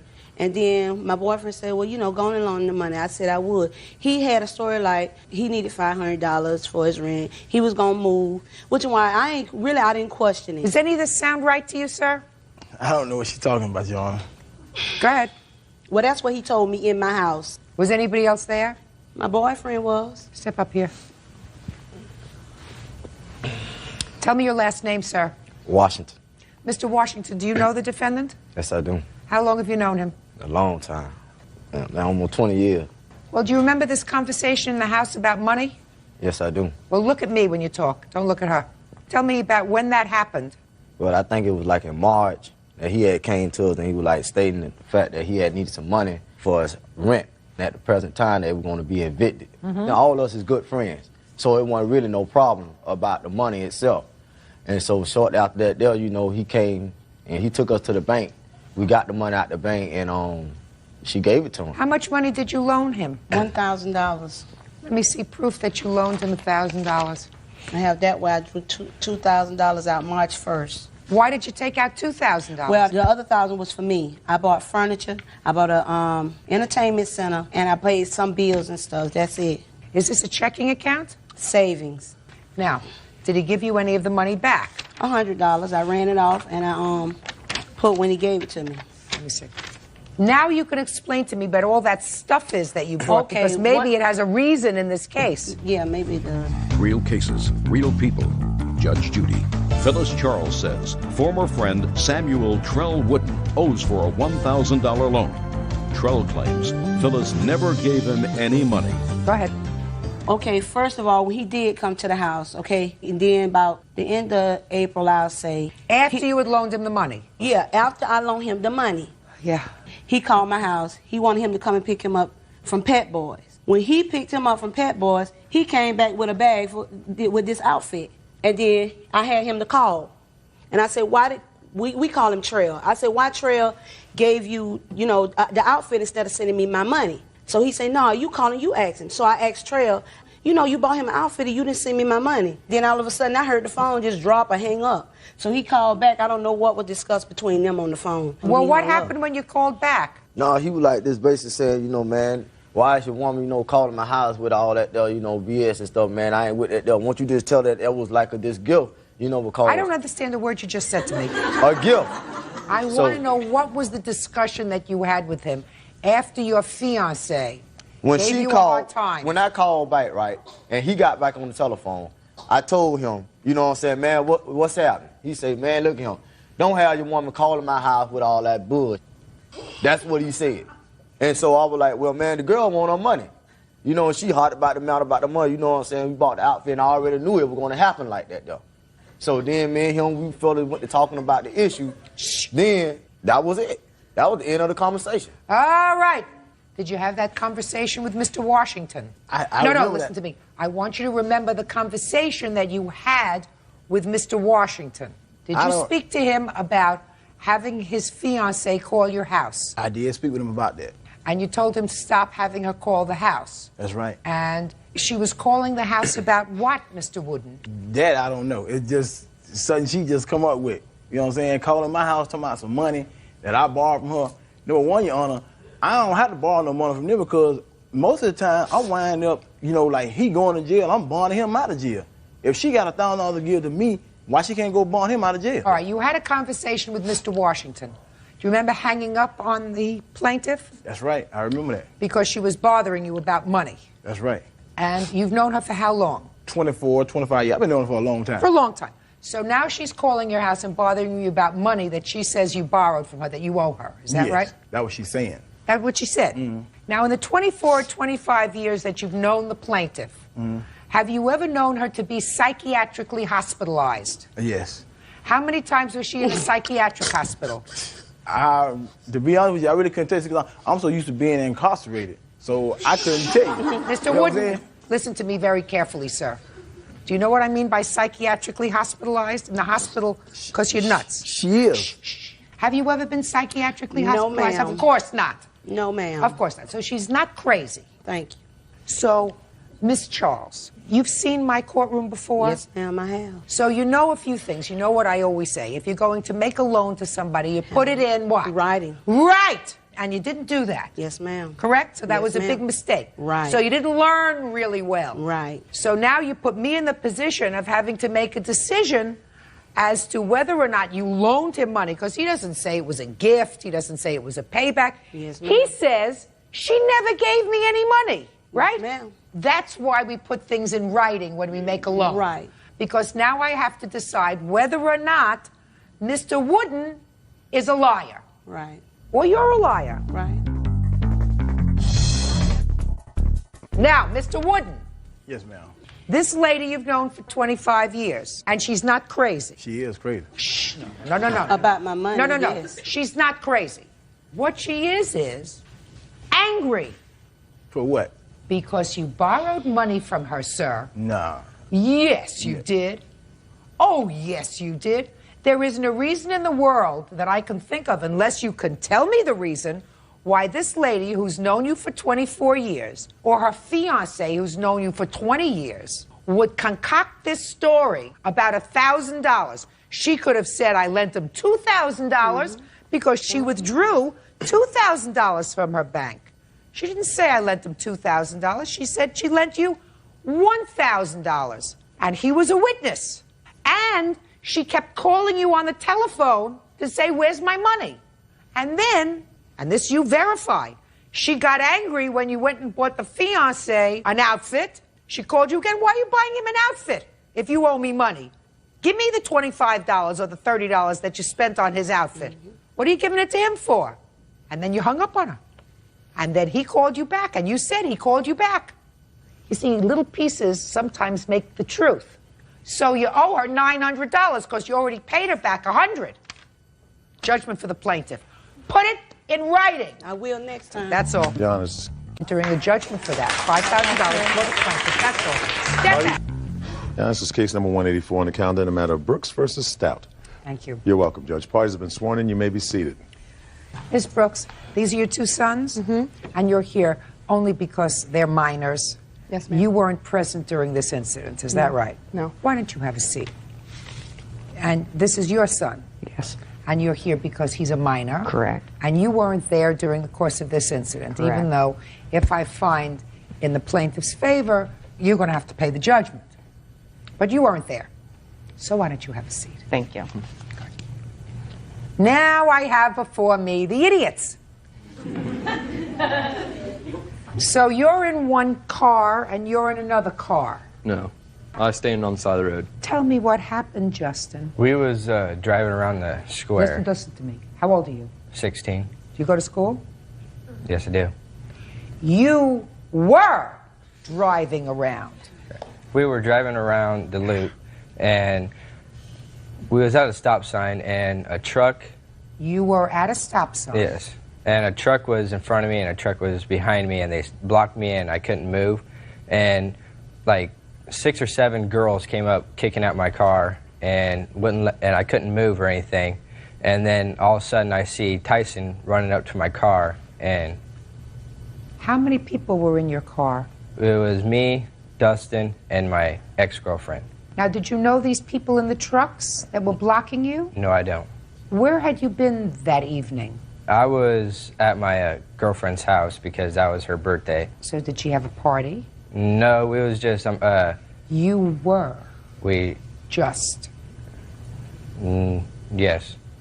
I guess. Go ahead. Well, it wasn't actually a party. It was just hanging out at her house, and we decided to go cruising, so we went up cruising. What's cruising? Well, cruising the loop, like driving around listening Cruising to music. the what? Loop. Cruising the loop. Yeah. What is your version of having fun? Listening to music and talking to people on the square. That's when that accident happened. What accident? That when we got pretty much jumped. So far, what you've told me is a bunch of girls came up to your car and started to kick the car. Yes. Is that right? Yes. Let's pick it up from there. Well, he kicked out the window. But I thought the girls were kicking the car. Well, they were, and then he ran up to the car, kicked the window out, and then... Which window? It was a passenger right window. Pretty high kick. Yeah. You kicked the window out. Yeah. Go ahead, and then what happened? And then Dustin was getting out of the car to run, and then Tyson cut his arm. How did Tyson cut his arm? I didn't see it because I was... You didn't see it? I was driving, so... You didn't see it? Is that right? That's right. So then we go to Dustin. Yes, ma'am. Are you twins? Yes, ma'am. You always dress alike? No, ma'am. Did you do that especially for me today? Yes, ma'am. Because you thought it would confuse me? No, ma'am. You're Dustin. Yes, ma'am. Tell me what happened to you. When I was getting out... What were you getting out for? To run, because there were so many kids around, I ain't sticking around. Just a minute, how many kids were around? Probably 15. What were they doing around your car? Actually, I don't know. They don't like me. Dustin, something tells me something happened before that, Dustin. Actually, there was nothing happened. They don't like us because in the past there was the girls. Who's we? Me and Justin. The girls that they was going out with their boyfriends and everything. They didn't like us, and I want you to, at all times when you're testifying, I want you to look in my eyes. Yes, ma'am. So the girls didn't like you because they were going out with their boyfriends and blah, blah, blah, blah, blah, blah. I didn't get anything after that. That made sense. Because we get in fights with them because they don't like us, okay? So you get in fights with the girls or the boys? The boys. And so the women hates us for that. So the girls hate you? Yes. Why do you get in fights with the boys, Dustin? Because I don't know how to read and they pick on me and I ain't taking nobody's crap. It's and that's the reason. And so, because of that, you think that these people don't like you. You don't say anything to them. No. You never start up with them. No. Does your brother know how to read? No. Is there any reason? Yeah, I don't know. I think. What do you mean you don't know? Do you go for special tutoring? Yes. For how long? For how long? Since we was in kindergarten. Do you go to school every day? Yes, ma'am. Every day? Not every day, no. Dustin, don't throw the bull at me. Because if you can drive a car, I assume you have a license, you had to take a test. You had to take, as part of the test, a written test. We didn't take a written test, ma'am. Really? Yes, ma'am. How come? Because we don't know how to read. So they allowed you to drive a car without knowing how to read. Stop, go, hazard ahead. Yes, ma'am. What state is that? It's Iowa. I'm staying out of there. How often do you go to school? Once a week, maybe? No, ma'am. The reason why we go probably once a week is because we don't get taught nothing, because they didn't teach us timetables or multiplication tables or anything like that. So now you stay home and cruise? No, I don't cruise anymore. So tell me what happened, Dustin, after you were going to get out of the car and run. Well, I put my left arm up on... Watch, right here. I put my left arm up on the door, and I was looking down to push myself up out of the car, and Tyson come up and cut my arm, and I look at him, I see the knife in his hand, and he took off running with everybody else took off running, and Justin tells me to get back in the car, sit down. By then the truck was in front of us, was gone. We took off, went to the hospital. You went to the hospital? I got 5 stitches, and there's pictures and stuff like that my mom has. Judge Judy continues in a moment. One of my friends told me because he was going out with one of the girls at the time that they liked. They've threatened to kill his baby before. Real cases, real people. Judge Judy. 16-year-olds Justin and Dustin Brooks claim 17-year-old Tyson Stout attacked them with a knife. Tyson says the twins threatened to kill his friend's baby. Now, were you charged with assault? No, ma'am. What were you charged with? Burglary in the 2nd degree. Burglary? Forcing entry into an occupied structure. Tyson, I want you to tell me, and I want you to be very careful, Tyson, because, you know, I already got their story. I want you to tell me your version. By the way, you go to school in Iowa? I don't go to school. I got my GED. I'm starting college in February. Does anybody ever finish high school in your jurisdiction? No. No. All right. Tell me what you were doing standing on the side of the road and what was going on at the side of the road where these guys were cruising. Me and some friends were just staying around. Listen, you're starting college next year? Yeah. Some friends and I. Yeah. We're standing around talking, having fun, and then these two, they just keep on driving around mouthing and Mouthing what? just calling us names and Like running what? old stuff like that. The F word, And how many times did they drive around? probably 2 or 3. Any of that sound familiar to you? Justin and Dustin? No, because Go ahead. Then about the third time they pulled around, we had a car, not a truck, stop them. And one of my friends told me, sticking up for one of my friends, one of them told me that they've threatened to kill his baby before because that he was going out with one of the girls at the time that they liked, and she had a baby. And he told me that. How old was this genius? At 18. Go ahead. I was going to go up and say something to him. He rolled up the window real quick, got mad, kicked the car door. You went up to the car because you were really mad because a friend of yours told you that somebody disrespected somebody. Threatened who his family. Threatened his baby. Yeah. So that you went up to the car to confront them, which was very Wrong. stupid. Yeah. And then he did the smart thing. He rolled up the window Yes.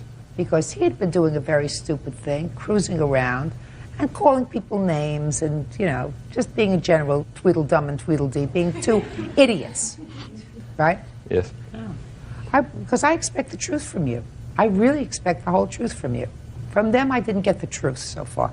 All I got from them was they were just driving around being very mild young men because they suffer from a handicap, because they can't read, because they have a disability, because despite the fact that they go to school every day and try very, very hard to learn, they can't learn to read, right?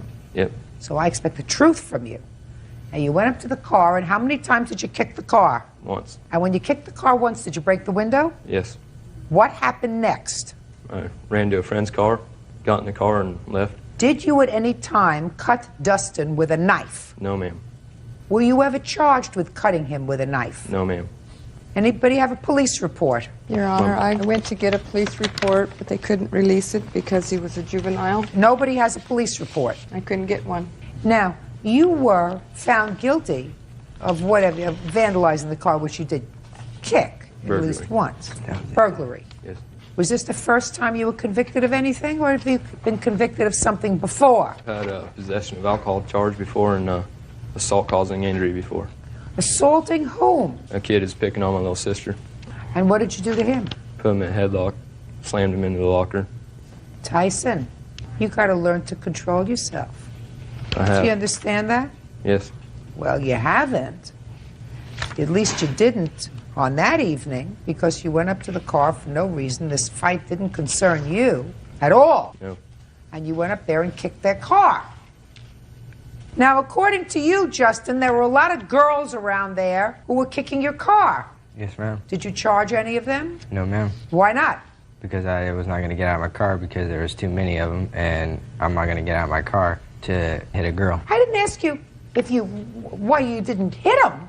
I asked you why you didn't tell the police that there were a lot of people there kicking your car, making dents in your car before he came. We did. To the I did, car. ma'am. Did you have damage to your car? Not by the girls. How do you know that? Because I live on a gravel road with and I had a lot of dust on my car, and there was no dents or anything. So the only damage that was done to your car was him knocking the window out of your car. Yes, ma'am. Is that right? And when I was trying to get out of the car, I accidentally put my foot through, like, where my speaker was, because my foot got caught. What were you trying to get out of the car for? Because I was going to run. 15 people around you and you were going to run? Or were you going to fight them? I was going to run. Have you ever been arrested before? Yes, ma'am. For what? Fighting. There's no such crime in the penal law as fighting. Assault. There's assault in the penal law. And you? Same thing. Assault. Yes. How many times, Justin, have you been arrested for assault? Numerous times. And you, Dustin? Same thing.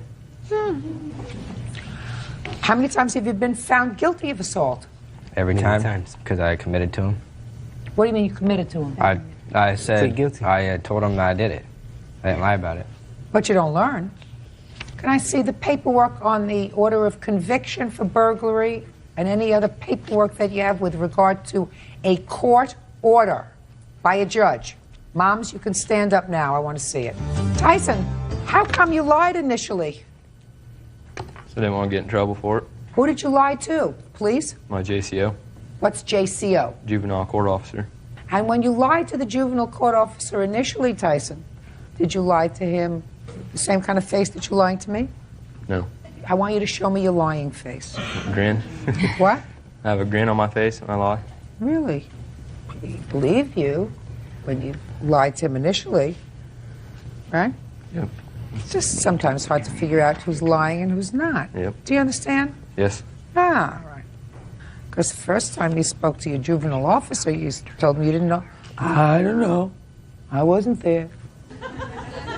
Well, after you had this problem in 1999, Tyson, you were expelled from school for another problem with another student. Is that right? Yes, ma'am. Got a bad temper? Yep. Now I'd like to see the paperwork you have as a result of this incident. I just got medical bills here.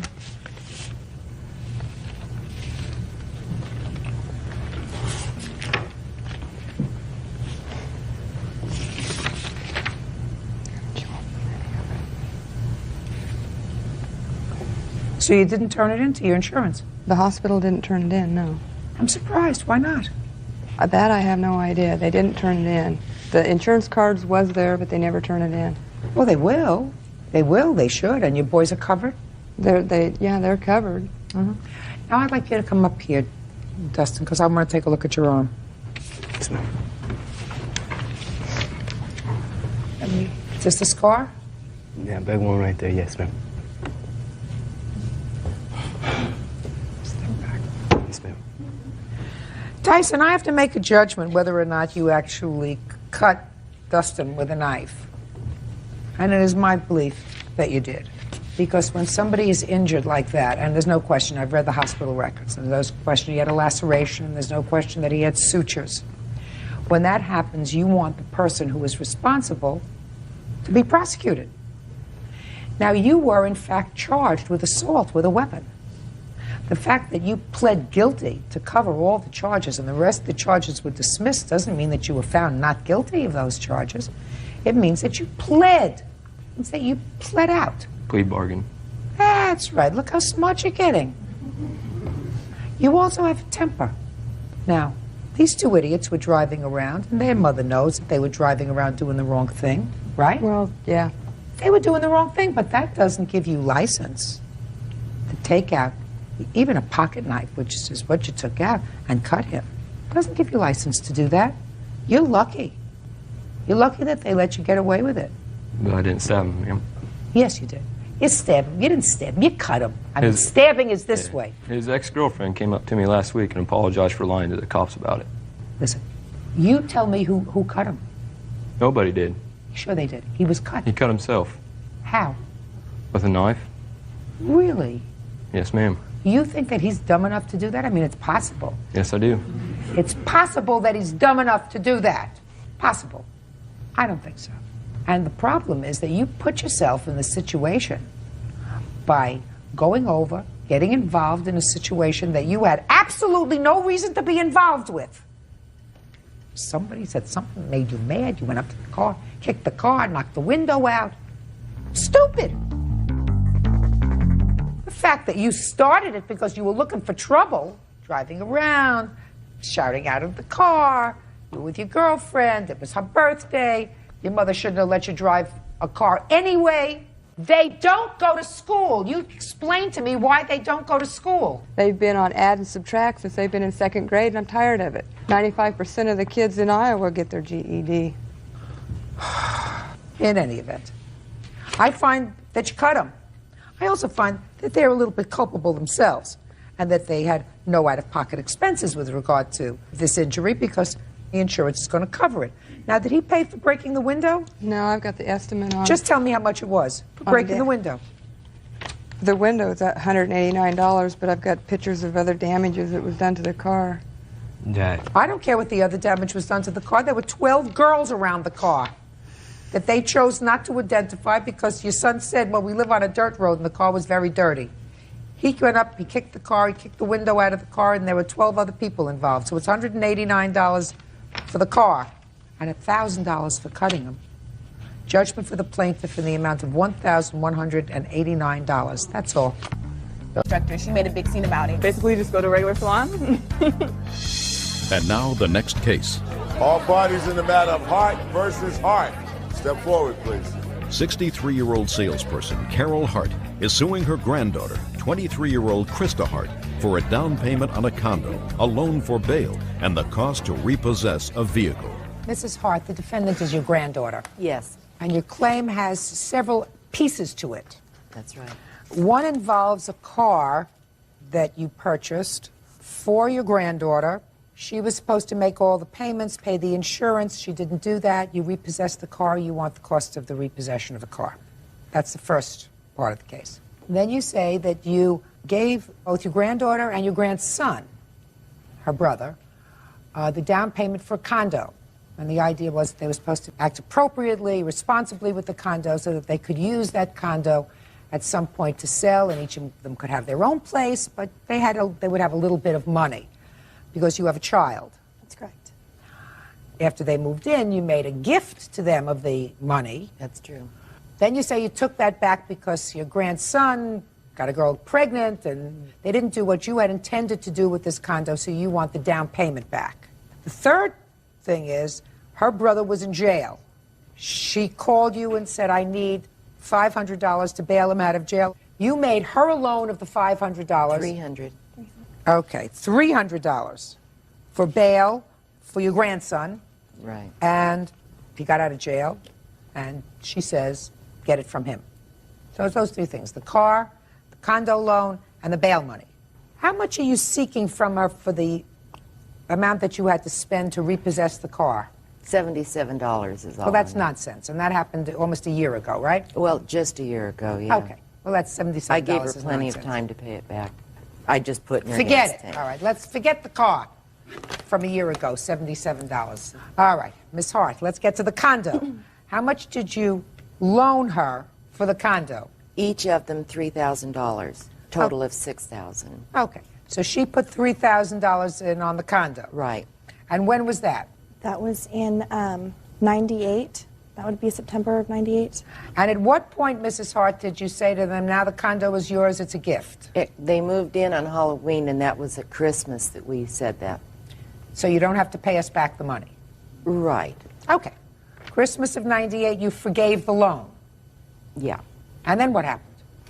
Well, then, but there was the understanding that they would use that either, as you said, for each of them to go their separate ways and for a house or to go for a bigger one together. Then her brother, after that, got somebody pregnant, and he wound up moving her and her child and the new baby into the condo, which was too small. There was 6 people, counting Krista and her son. I'm sure it was difficult. The girl doesn't speak English. It was a small, cramped place, and I'm sure it was really hard. But I think it was in January that Krista just blew it one night, and she called me all night long, waking me up, throwing them out, having a fit. Now, she got very mad at me for not coming over there and doing something. I haven't heard anything about this loan that was forgiven in Christmas time. Well, it was still owed. They were still in the condo, all of them. Of course, I understand that. But then this was in January, she threw them out. Who threw who out? She tried to throw him out, and she just left the next day. Okay, so who's living in the place now? Nobody. They sold it. That's the point. Okay, so they sold it. The money was not used for the purpose intended. Just Neither of them worked for a while. Just a second. How much did you get from the sale of the condo? Round figure, my portion would have been somewhere close to $4,000, I want to say. Did you get that money? Yes, I did, but Good. I should also mention that it wasn't sold. The sale was not final until April. The 4 previous months, from January when I moved out until April, my brother, I told him since I was not there, would be responsible for the mortgage payment, which he told me he was. And he didn't pay? He did not. So I used my portion of the money that we got from the sale to pay off the mortgage, the telephone bill, which was in my name, the gas bill. He hadn't paid any bills. The stuff that was in your name, but your brother Everything. had to pay. Your brother had to pay part of it out of his portion of the sale as well. He from the mortgage. I'm just talking the mortgage, not the bills. Yeah, the mortgage, yes. Yes, of course, because they took that right off the top. Yeah, exactly. Of course they did. You didn't say, well, let her pay, and the bank said, okay. They took that right off the top. So Yes, they how much did you clear after both you and your brother paid off the mortgage? I don't know, probably close to, $2,500, $3,000. I can't remember the exact And what did you do with the money? That was the telephone bill, the electric bill, the gas bill, the association due. Oh, no, that was paid through the close of escrow also. My brother's car payment, he was delinquent on his car payment. He couldn't get to work. Fine. It's hard. I mean, I'm not stupid. If your brother's not paying any of those bills, then why in the world would you pay his car payment if he's getting $3,000? Well, because he blew his money on God knows what. No, you didn't. You didn't pay his car payment. I don't believe that you're that stupid. I really don't. That doesn't mean that your grandmother's entitled to her money back. You can't make a gift back into a loan. You cannot say, now I want the money back because it was not used for what I intended it to be used for. Now I want it back. You cannot do that, Miss Hart. Now let's get to the bail. Did you agree to give your grandmother back money for the bail? Yes, ma'am, I did. So why didn't you give it back to her? My brother had told me that he had taken care of it. Your brother is a liar. I mean, if I believe you, then your brother is a low-life, pun scum liar. He was for a while. Yes, ma'am. Right? Yes. Your grandmother tells you that she has not received the bail money back. Oh, I didn't find out about that until she mailed me a letter, I want to say like maybe a month later, because he had told me that everything was cleared, and we weren't exactly on speaking terms at the time, so I was not aware of the fact that it was not paid back until But about a now month you later. know. Mrs. Hart, your granddaughter owes you $300 that she borrowed in order to get her low-life brother out of jail. If half of what you tell me is true, either you're the best sister in the world, the dumbest, or the biggest liar. I'm not sure which one. Judgment for the plaintiff in the amount of $300. $300, excuse me. She's a crazy lady. Pretty faces and money don't mix. And now the next case. All parties in the matter of Gilbraith versus Brown. Step forward. 30-year-old electrician Steve Gilbraith is suing his ex-wife, 30-year-old food care supervisor Kristen Brown, for an insurance settlement she received when their marital home burned down. Mr. Gilbraith, you and the defendant had been married. Yes, ma'am. You are now divorced. Yes, ma'am. Your claim has to do with some property that was in the marital home. The marital home was destroyed by fire. The defendant was reimbursed for losses in that fire by insurance, and you want to be paid for the stuff that was in the house that belonged to you. That is correct, ma'am. Okay. So now I need some dates from you, sir. When were you and the defendant married? We were married October 7th, 1989, divorced October... Sure, just a second. I'll ask the questions. When did you separate? Late 97, 98. Do you remember the month? I believe it was in January. Of 1998. And when you separated, you were living in the home that burned down? At the time, yes, and then I was asked to move out. No, just a second. Just answer the question. Don't volunteer. Never volunteer. At the time that you separated, you were living in the house that burned down. Yes. The divorce became final when? On October 29th, 99. Almost 2 years after you had separated. Yes. And 1 month later, the house burned down. That is correct. After the final divorce. That is correct. Now, what property do you claim, sir, was left in the house when you moved out in January of 1998? They were personal belongings of mine that the defendant had agreed that I could keep there. You're volunteering information again. I said, what property did you leave in the house? This is a list of everything, Your Honor.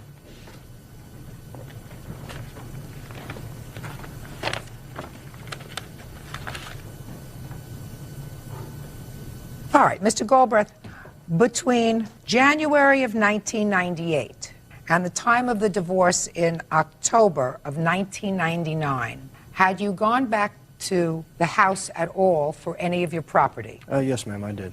What property did you go back for? Mainly at the time, it was my personal clothing and stuff like that. Things that I had left there were items that I was actually working on remodeling my son's room in the house, my tools and stuff like that. The majority of what I took out was my personal clothing at the time. Mm-hmm. Now, I see a large document in there. Is that your judgment of divorce? I had my the degree of disillusion here also. I'd like to take a look at it.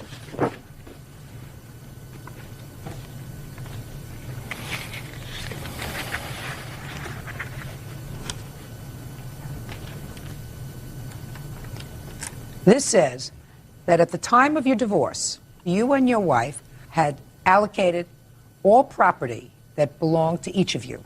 That's correct. And your judgment of divorce says that at the time of this agreement, you have decided whose property belongs to whom, and whoever has physical possession of that property now is the owner of that property. Did you know that? Yes, ma'am. The husband and wife agree that each party shall retain as his or her own, free and clear of any claims of the other party, all items of household goods and furnishings presently in his or her possession. That's what it says. So, at the time that the house burned down, sir, all the property in her possession was hers. The power tools that were in the house I was using to, like I say, to remodel my son's house. Those are tools I use every day on my job. The items that was in there were items that we, her and myself, had agreed verbally that she would allow me to keep there. Then you put it in this agreement. Did you have an attorney? At the time, no. Should have. You signed this. As I said before, we had a disillusion, and it was an agreement between us in the best interest of our children to keep everything. We've been friends for over 20 years. We tried to keep it in the most friendly possible way we could. That's fine. What I'm saying to you, Mr. Gilbraith, is that you keep it as friendly as possible. But when you outline in an agreement all other property, you talk about the house, you talk about the car, your truck, it names the truck, it names the year of the truck, the make of the truck, the model of the truck that you're going to keep. It talks about the car that she's going to keep, that she's going to keep up the insurance. You have to do certain deed transactions. It talks about all of those things. And then it talks about personal property.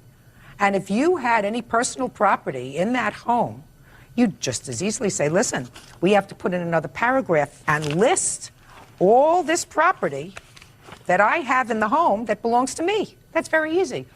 Didn't anybody tell you that, sir? Am I the first person who's told you that? No, ma'am. I just, as I said, I assumed, being friends that we were, that I could take her on her word. Did you give him your word that this was all of his property? No, ma'am, I didn't. This list, which was made April of 2001, well after the fire. That's how long it took me to get all the records and inventory from the insurance company. It may be, sir. But you had no insurable interest in the property as of the date of your divorce. Because as of the date of this divorce, you were not the owner of any property that was in her possession. It's a simple legal matter, unless she acknowledges that she was merely holding this property for you.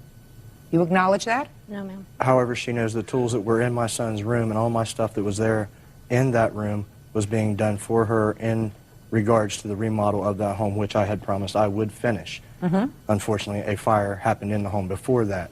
That may be. But you're not suing under that theory that you were a workman doing renovation in the house, your tools were there when it burned down, and therefore those tools should be covered by her insurance. It also says in my agreement any inheritant material that was in the house was also mine. You're talking about under miscellaneous? Yes, I had things that were given to me by my deceased mother and etc. As to Gilbraith. Don't pull my leg.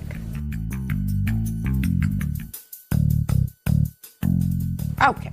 The section that you're reading says the parties agree that each shall retain as his or own, free and clear of any claims of the other, all items of clothing and personal effects presently in his or her possession.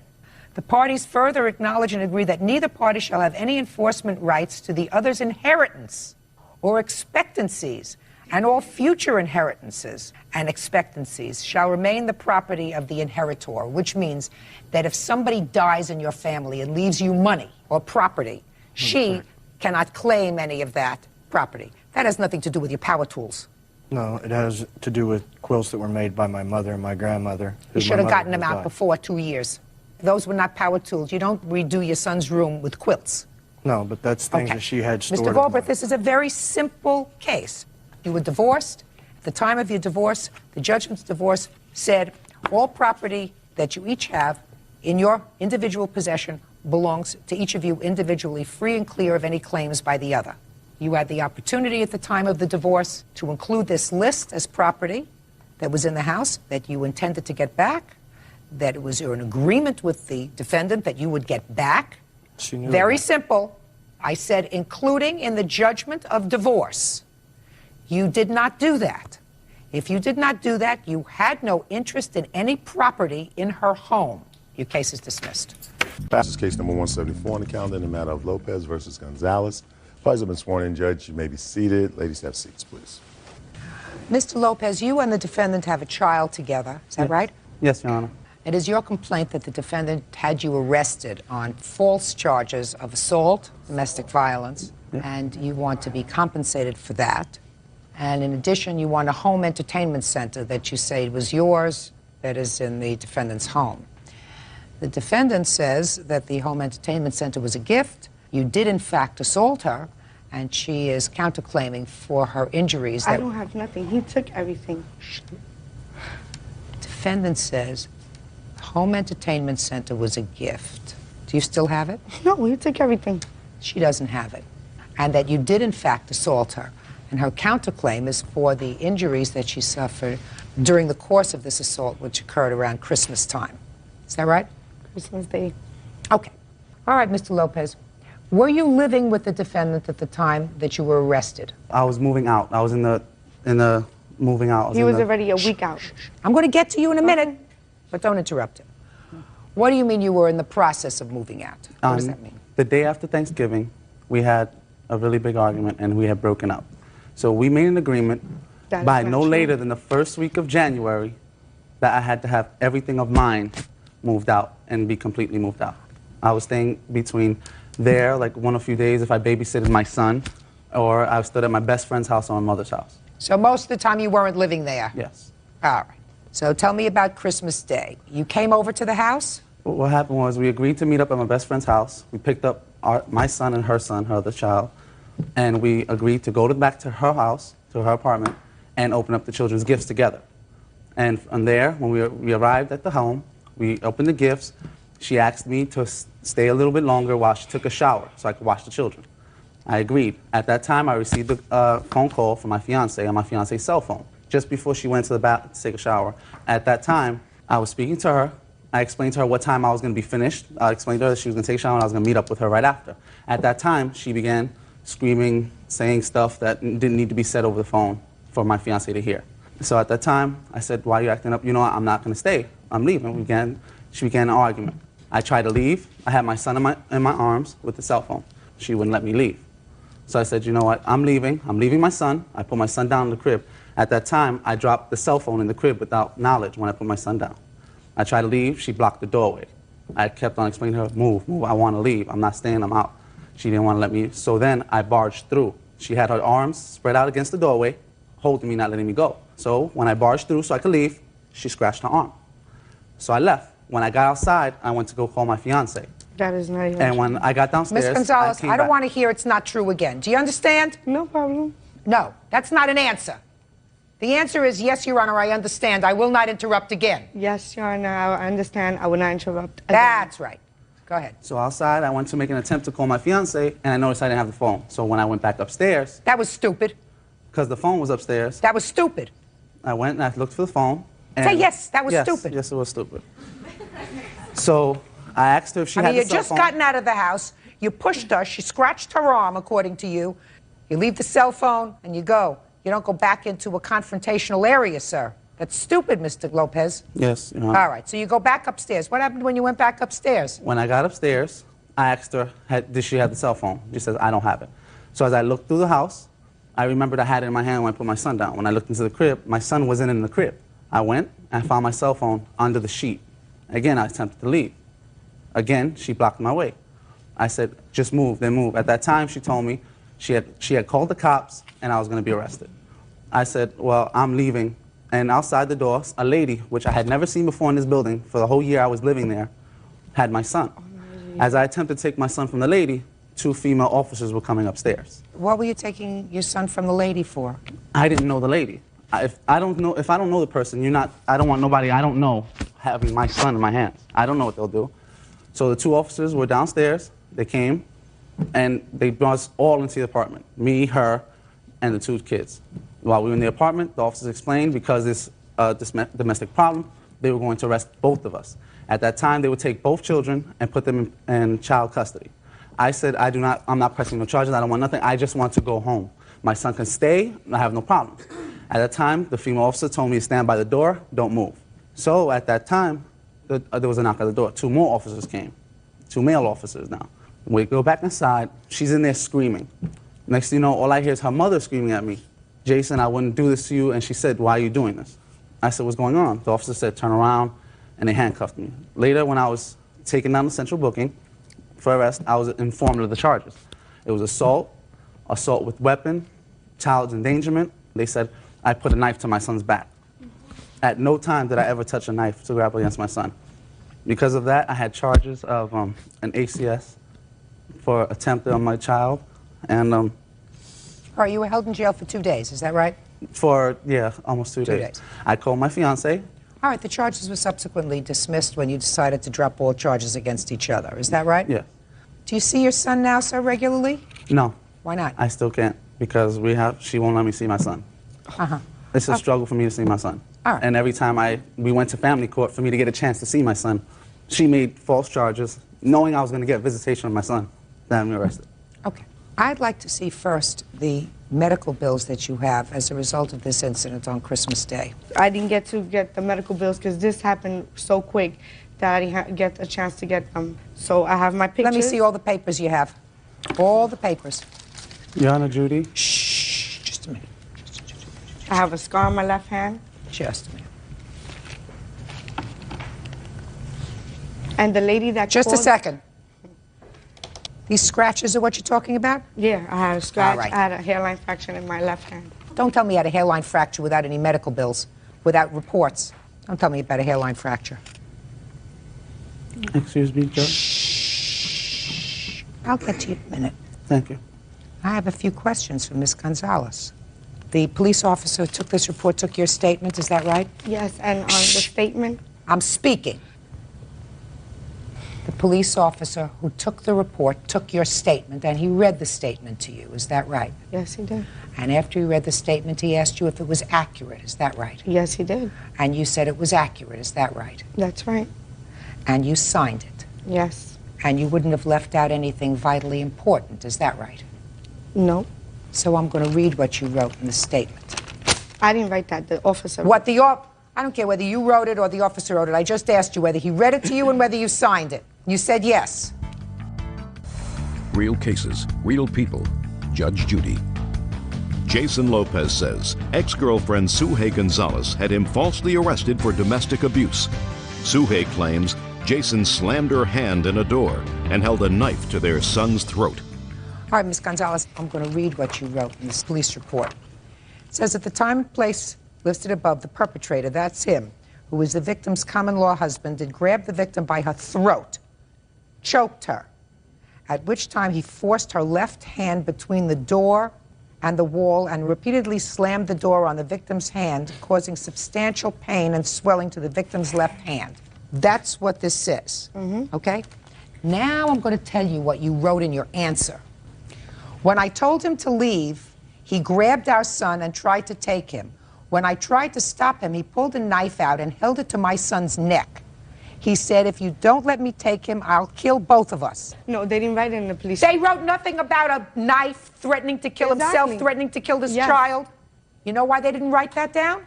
Because you didn't tell them that. Is that you? No. Because you didn't tell them that. All right, at the time. I didn't tell them exactly at the time. Right, at the because time. they had me in a separate room, they had him outside. Just a second. At the time, you didn't tell them that he took out a knife, he held it to the baby's throat, he threatened to kill the baby. You told him that he hurt your hand and your hand was in pain, not that he threatened to kill your child. You made that up later. No, I did not. Oh, yes, you did. Oh, no, I did not. Oh, yes, you did. They knew that he was the one. Can I say something? Yeah. In that police report, the lady signed, she's the one who signed right next to the statement. not me. Because I didn't call the cops because he broke my phone, and that's why. I didn't call the cops. The lady from my building called the cops. She's the one who had both of my kids because my oldest was crying. She's the one who called the cops. Okay. I didn't get a chance to call the cops. Here we go. Because he wanted to take my son, just like he took my son 3 weeks ago. Let me explain and to you kidnapped what my son. got you angry, Miss Gonzalez. I've been in this business a long time. He's at your house.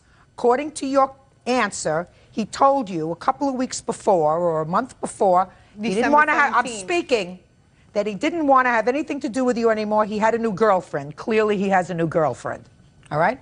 Excuse me. I'm speaking. I'm speaking. He comes over to your house, right? According to your answer. You open up the Christmas presents together. It's all a nice family situation. You ask him to watch the kids while you go take a shower. This is what you write here. When you come out of the shower, you hear him on the phone with his girlfriend. I'm not saying that that's what happened to her. I'm saying that that's what she wrote in her answer. That makes one very angry. Of course. Of course. Of course that makes you very angry because there you're here with him, with a new baby.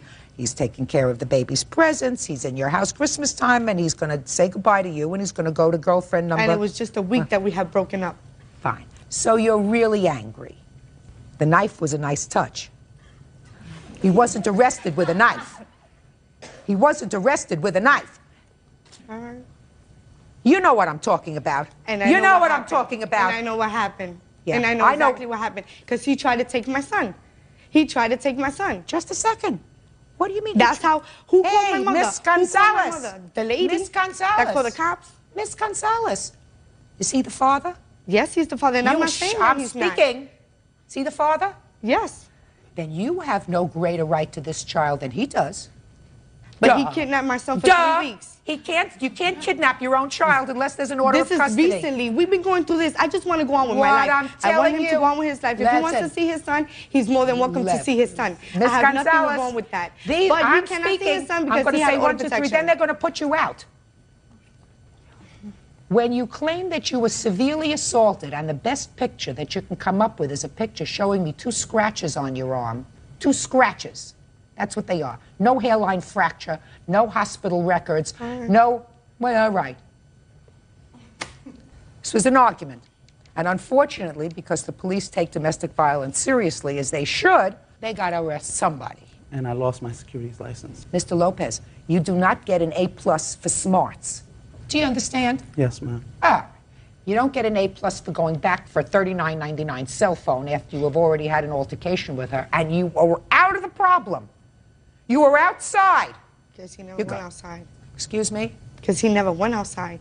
Because you wouldn't let him go outside, Miss Gonzalez, because because he was you trying were to kidnap so my son. angry. He was trying to take my son. And he's devious like that, that he would take my son and leave. Just like he did 3 weeks ago. And that's why he was going to get rearrested. I had to get the cops to come get my son from his house. You keep saying my son. Because he's my son. Because he don't pay no child support. He doesn't do nothing. What do you do for a he living? hasn't done nothing. What do you do for a living? I was working. What do you do for a living now? Nothing. Who supports the child? I do. No, not if you're not working. You get welfare? Yes, I do. If you get welfare, then I support your son. You think I should take him? Yeah, but I was working. Just a second. Do you understand what I'm saying to you? He doesn't support his child, and you don't support your child. I support your child. So that mean that I should get custody? Don't be ridiculous. All right, Miss Gonzalez, you keep saying, it's my child. He's taking my child. He's entitled to see his child. It doesn't sound to me like he's too bright. just stopped working, Because he went so- from this child, you're going to have another child? You keep rubbing your belly, right? Yes. You got enough trouble with one. You're going to make another one? Yep. How many more do you have? That's the only one. The only one coming.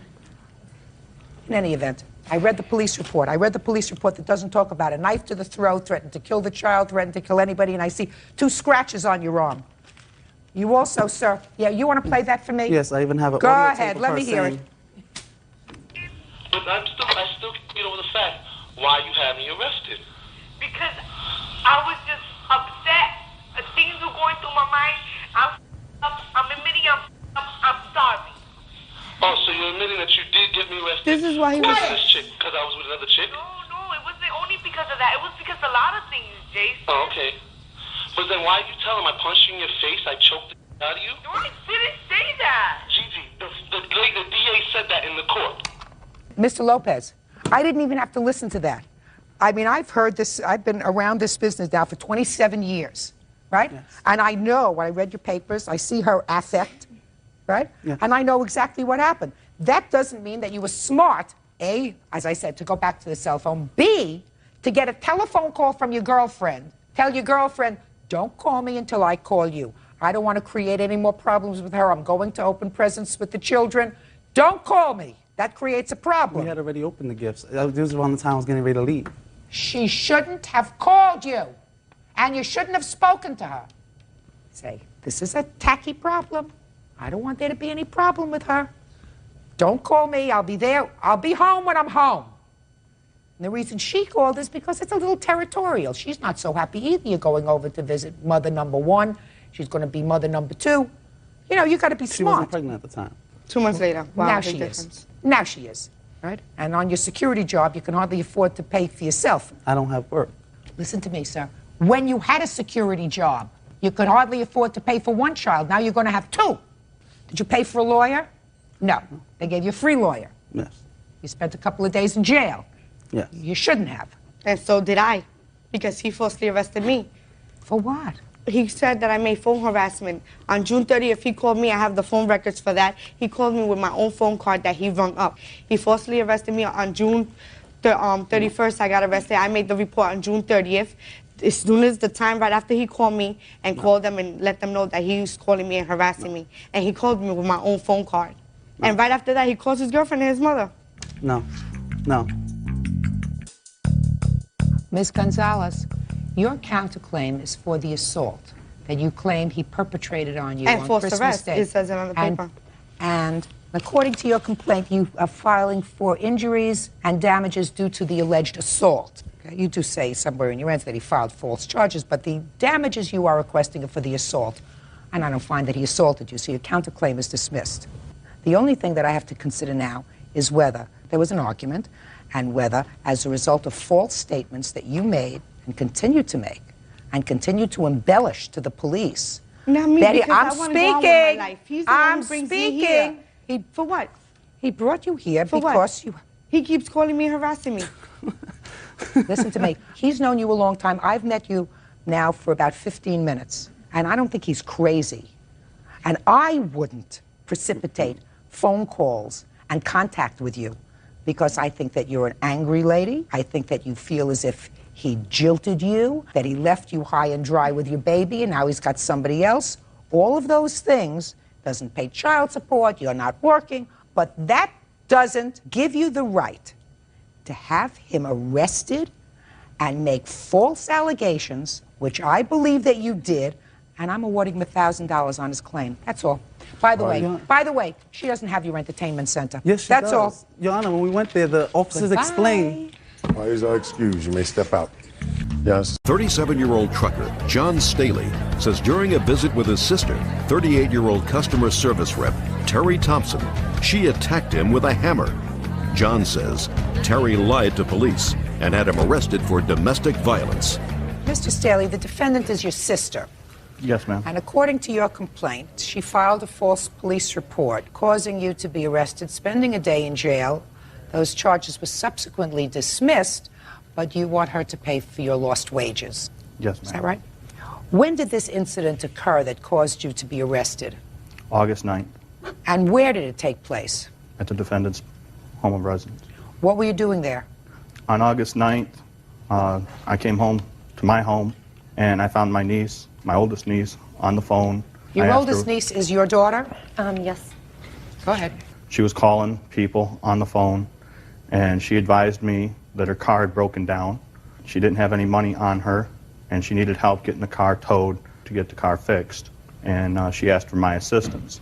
At the point, I didn't really have any money, but as we were discussing this, the tow truck showed up at my residence. So I told Lori to go with the tow truck driver to go get the car, have the vehicle towed, and I would go to the bank, withdraw money to pay for the towing.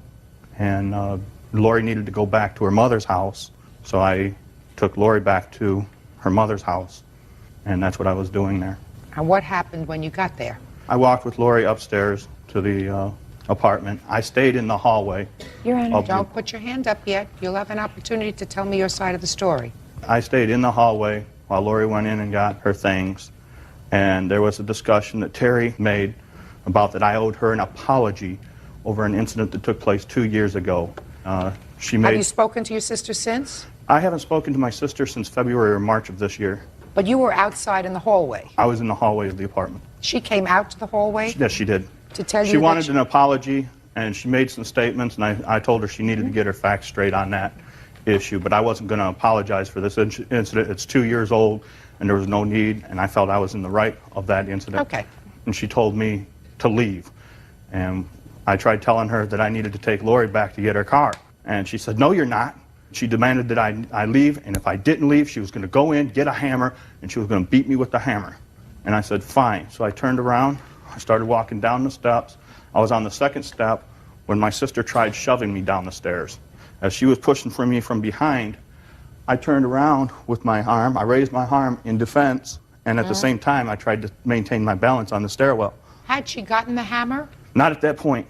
She got hysterical and everything. She started screaming out loud, and she ran back into her apartment.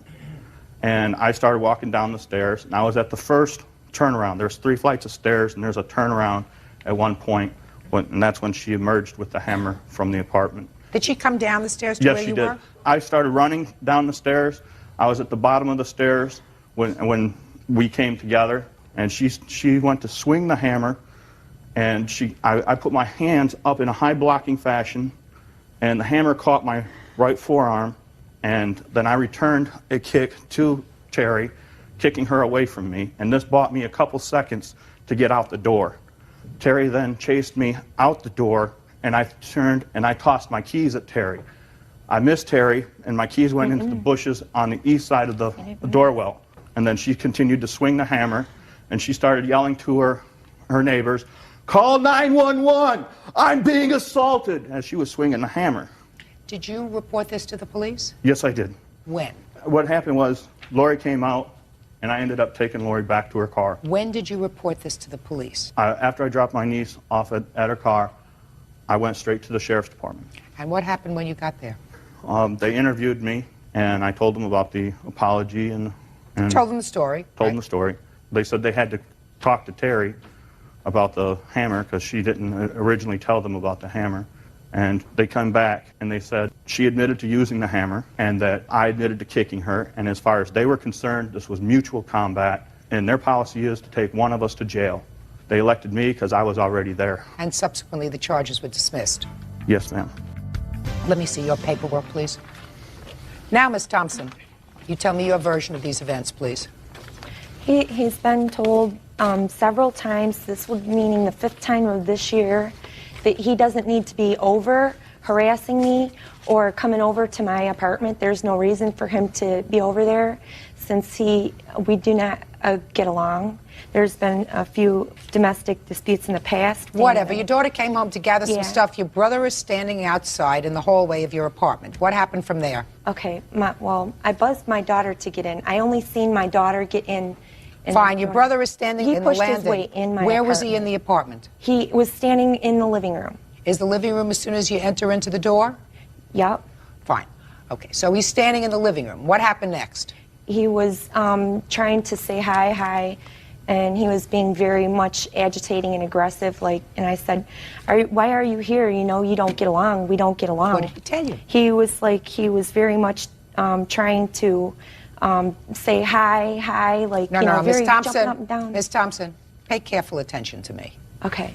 He was there because he had brought your daughter there, right? He could have waited in the car. Just a second. Answer my question. Yes. He was there because he brought your daughter there. Yes. And he was waiting for her. No. He took her back to get her car. That's correct. Right. She got her things, and eventually, after this altercation, she left with him. Is that right? That's correct. Now, I want you to tell me about this hammer that you admit that you hit him with. First, he punched me first before I got a chance. Where did that take place? It happened in the hallway. What level in the staircase did it happen where he punched you? On the 2nd level. Was he in front of you or behind you? He was in front of me. What were you doing following him out of the building?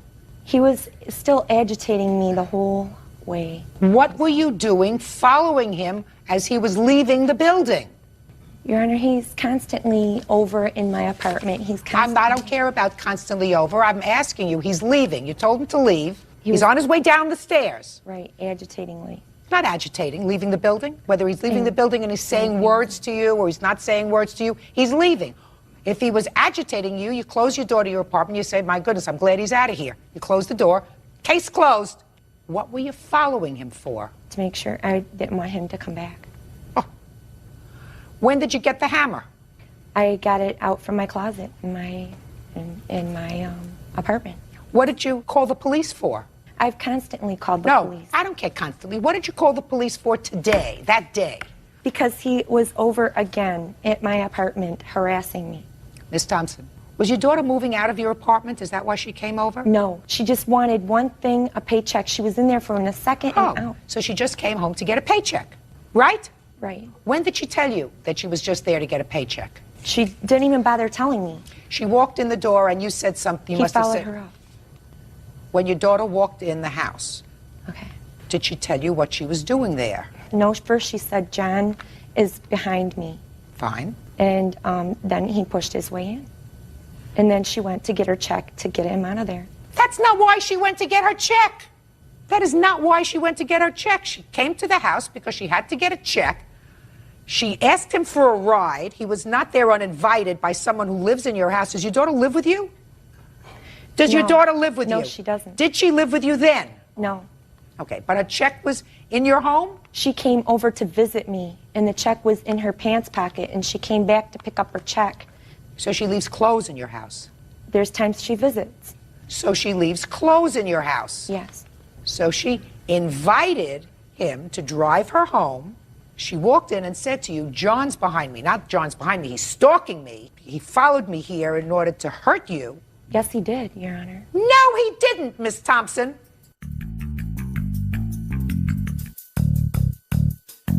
Now, Miss Thompson, you told him to leave, and he was leaving. And your daughter was still upstairs. You're the one who gets agitated. Because you were following him down the stairs, you went upstairs, and you got a hammer. And he couldn't stay in his car? He could have stayed in his car. Mm-hmm. Sure he could have. That doesn't give you license to go and get a hammer and assault him with a hammer. That doesn't give you license to do that. He's not a stranger. It's not somebody that you don't know. You may not get along with your brother, Miss Thompson, but that doesn't give you license to pick up a deadly weapon and to use it. At all. And you're absolutely responsible for his lost day's wages, which in this case, all he's suing for is $134.84. You got it. Judgment for the plaintiff. Parties are excused. You may step down. 18-year-old Nikki Truslow is suing her ex-boyfriend, 21-year-old Josh Carter, and his fiancée, 20-year-old Yolanda Walker, for assaulting her with a stick. Josh and Yolanda are countersuing for harassment.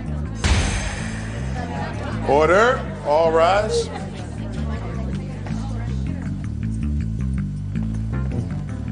Yeah, this is case number 173 on the calendar in the matter of Truslow versus Walker Carter. Parties have been sworn in. Judge, you may be seated.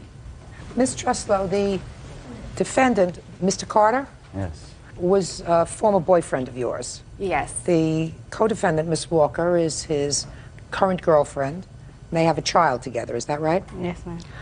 According to your complaint, Ms. Truslow, the two of them assaulted you. Yes. They say you started the whole problem, you precipitated the assault, and they are counterclaiming for harassment. So that's what this case is about. Yeah. When did this happen? It happened on January 11th of this year.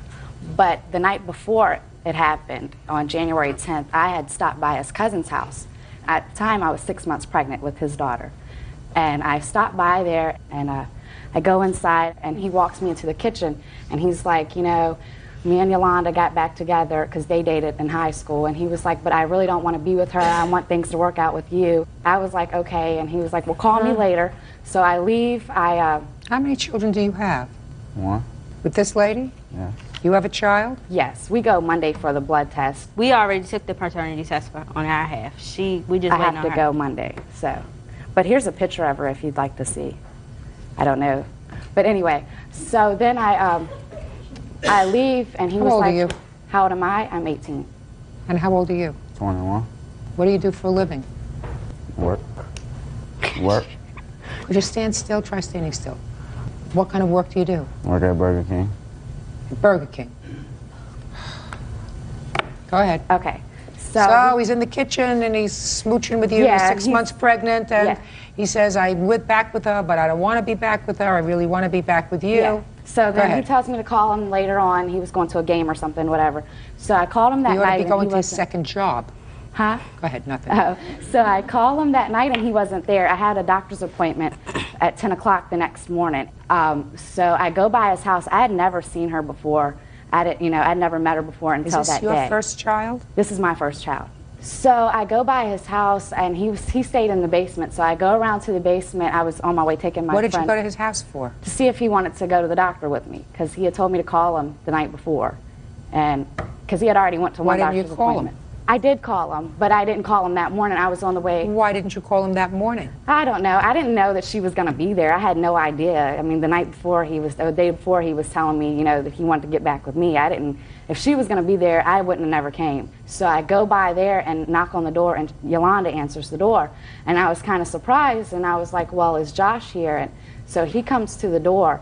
And I was like, what's going on? Why last night you're telling me that you want to work things out and she's here? And he was like, he really didn't say too much. So me and him go into the other room. It's like a laundry room in their house, and we're in there talking.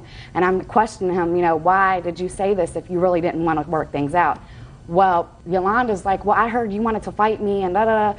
And I was like, you know what, I didn't come down here to fight you. I just came down here to talk to Josh. So me and him are in the other room talking, and his mom has like a stick that she used to hold her sliding glass door with. And Yolanda hits me in the back of the head with it, and it breaks in two. Well, I turn around to defend myself. She's pulling my hair, hitting me with the other half of the stick, and Josh steps in between us and pushes me down on the left seat. And every time I try to get up, he's still pushing me down, and she's pulling my hair, hitting me with the other half of the stick. And so his grandma comes downstairs, and so then they both back up. The other half of the stick had flew kind of to the other side of the room where the door was. So I get up off the couch and I'm crying, and I was like, fine, if you wanted to fight like that, then I'm going to go get you locked up. So I grabbed the other half of the stick.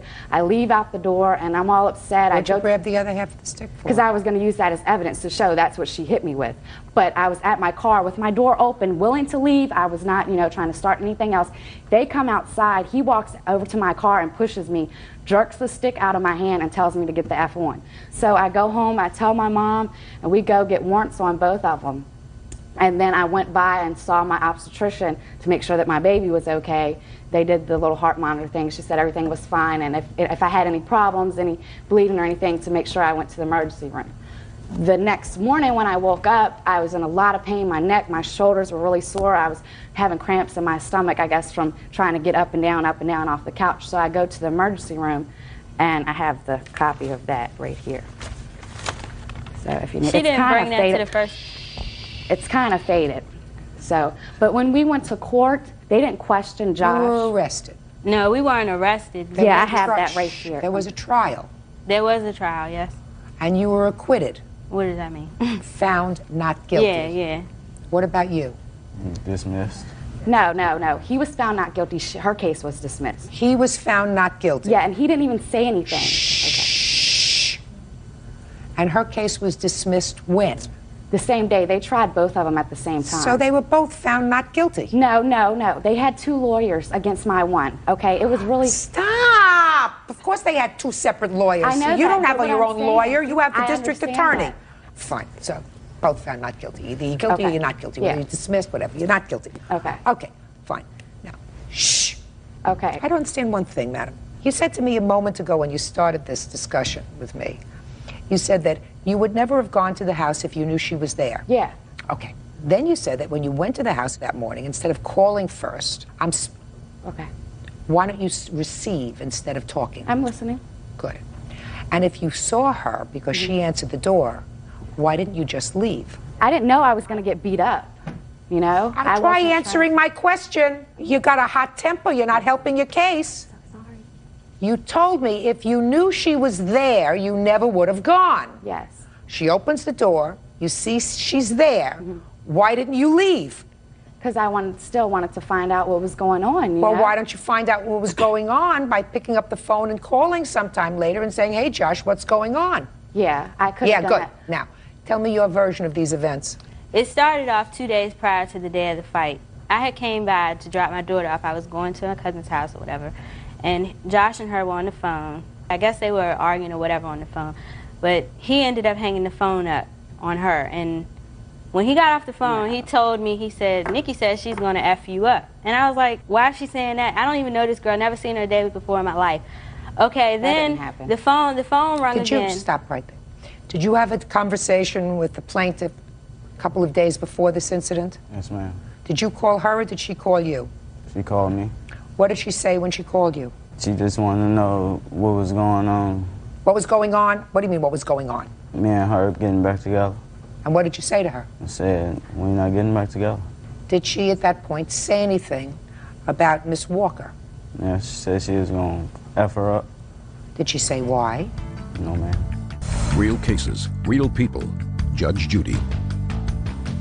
Tabitha Truslow says ex-boyfriend Josh Carter and his fiancée, Yolanda Walker, assaulted her with a stick. Okay. Go ahead. Okay, so after he told me that, the phone had rung again, and so I answered. He told me, he said, if it's Nikki, tell her I don't want to talk to her, da-da-da-da-da. Okay, so I answered the phone, and she goes, is Josh there? And I was like, he doesn't want to talk to you. So then I asked her, you know, why did you tell him that you're going to F me up and you don't even know nothing about me? She was like, well, as soon as my car gets back here, I'll be over there to fight you. That night, she came over there with 2 girls. I was not there. His mother and Josh was there, and she and 2 other girls that came over there to fight me. Did you go over to his house 2 days before? I did not. Did your mother see her over there? Yes, ma'am. If I called his mother, would she say that you were over there 2 days before? I don't know, but oh, she probably would. But also, could I? Don't say anything other than answering my questions. Yes, ma'am. Good. What happened when she came over a couple of days before this incident? She just started cussing and talking about she was going to beat her up. Where's Yolanda at? Go ahead. Okay, then the next day, which was the 10th, it was on a Wednesday, I had went to go pick them up from his cousin's house. I gets there, and he comes and tells me, Nikki came out here today, talking about she's going to beat you up again, and she came by the house last night, and my 3-year-old daughter at the time overheard her say that... Don't tell me what anybody overheard. Okay, well, Thursday comes, it's about 9 o'clock in the morning, and she knocks on the door. I go answer the door. She walks in the house, uninvited. I asked her, I said, well, why did you, say the stuff about me around my daughter? That was the main point. She said, Yolanda, I didn't come in here for this, da-da-da-da-da-da. No, don't do da-da-da-da-da-da-da. She didn't say da-da-da-da-da. I didn't come here for this. Go ahead. She said she didn't come here for this, and that, she only wanted to talk to Josh or whatever. And I told her, I said, Nikki, I said, next time, don't come over here no more. She was just like, well, I can come over here anytime I want. I said, well, don't come over here while I'm here. So then she was like, B-I-T-C-H, da-da-da-da-da, something. And then I'm sorry with the da-da-da-da-da. But it ended up where she was like, I'll whip your da-da-da-da, whip your butt. And then so I was like, you ain't gonna do nothing. So at this time, they were at the sliding glass door. Josh was like, probably like this to her. And she was behind him, and she was like, I'll whip your da-da-da-da-da. Shoot, I got her happy with it. And so she said, I'll whip your butt or whatever. And so I got up, I was sitting on the couch. So I said, you ain't gonna do nothing. I said, but I know you better not come over here next time. So she had grabbed the stick, and she was like, what, like that? And she came at me with the stick. I grabbed the stick from her. And when she had did like this, I grabbed it like this, and I took it from her, and I hit her with it. And then from there, we had wrestled, and I ended up tossing her on the couch. I had completely dropped the stick by then. The stick was on the floor when she picked it up. And I was just hitting her in the head. Josh came in between us and grabbed me and, took my hand out of her hair or whatever. And then she ran to get the stick, and then she ran out the house, and the first thing we thought was, oh, my car. I thought she was going to bust the windows out of my car, because she just ran out of the house with the stick in her hand. So he ran out and got the stick? Yeah, he ran out and got the stick from her. Okay. Let me hear about your counterclaim. Okay, about the counterclaim. Make sure it's a good one, unless you want to withdraw it.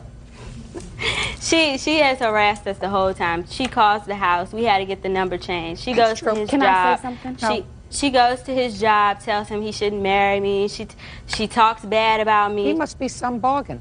Try to get a... He must be really a bargain. Do you have any money in a Swiss bank account?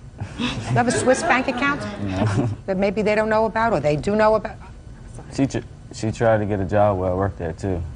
That's why. At Burger King? Yes, ma'am. And he ended up... And I ended up quitting. And then she didn't want the job there anymore. So that's harassment? It's been a lot of issues. She sent mail to the house. You don't have a lawsuit for harassment.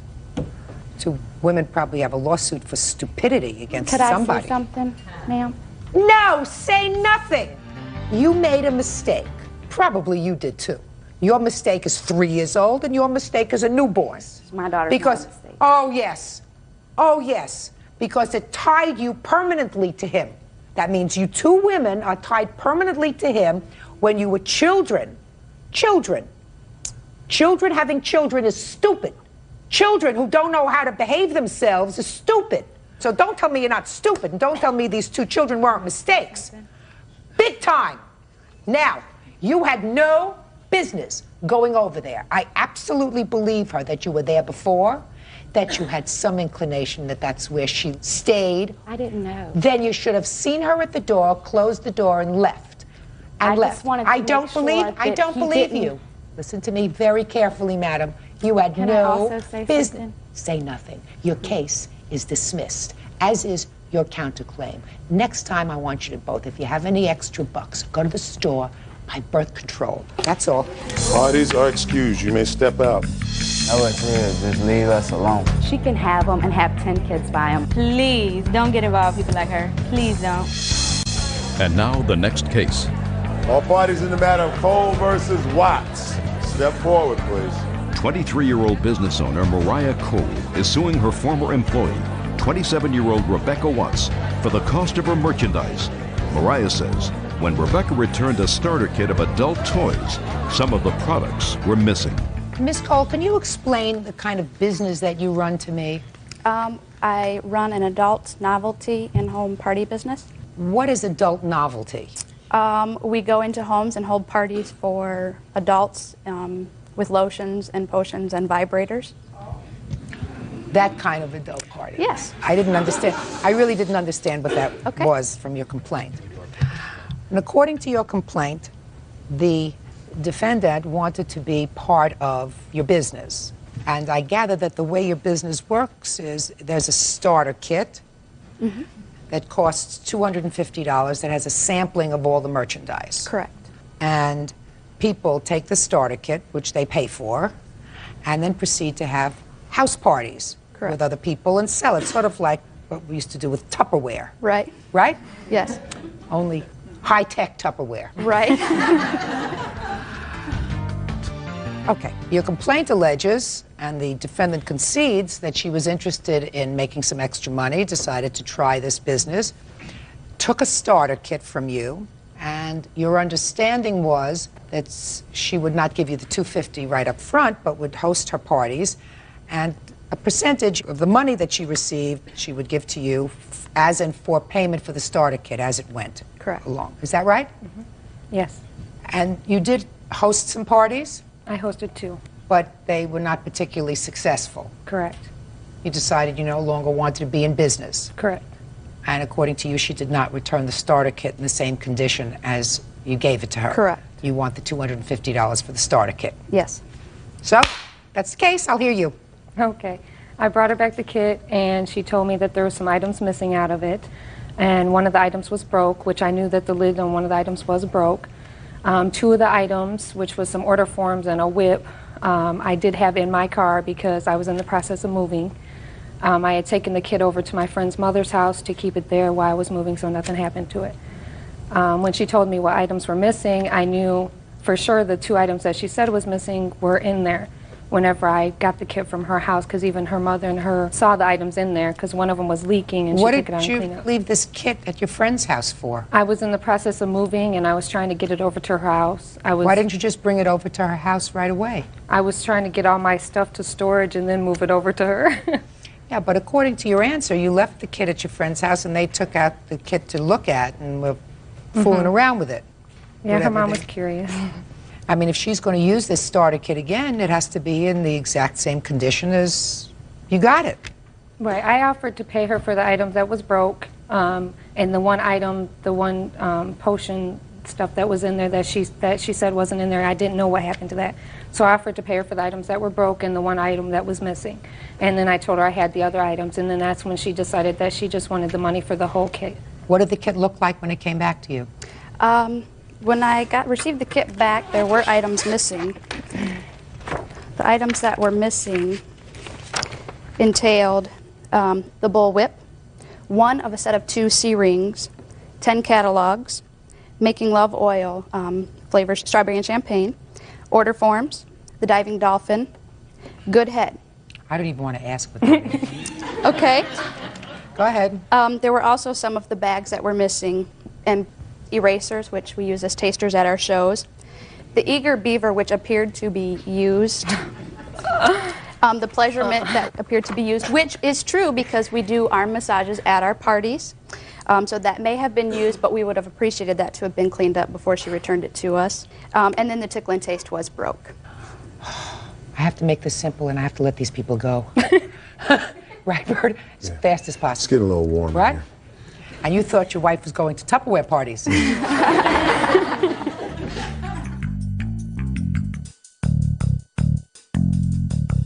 Okay. You don't have to be a genius to figure out that the reason you have a starter kit is the starter kit, I assume, is going to get used in the process of selling product.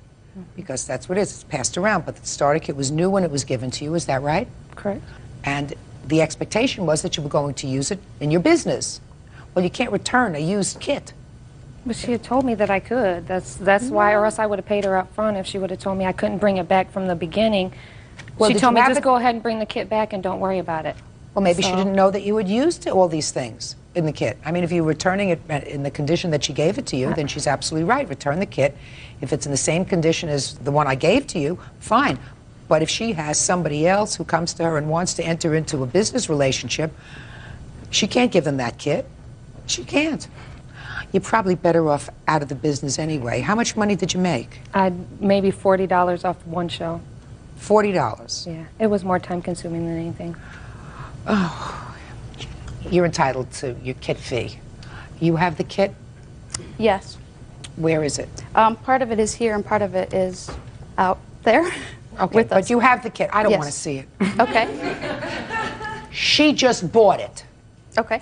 Okay? So you're going to give the kit to her and do with it what you will. Judgment for the plaintiff in the amount of $250. That's all. Parties are excused. Thank you. You may step out. Your Honor, this is case number 298 on the calendar in the matter of Lord versus Rudell. Parties have been sworn in. You may be seated. Folks, have seats, please. Are you Alex? Yeah. How old are you, Alex? 7. Are you smart? Yes. You want to come up and sit here and talk to me for a minute? No, thank you.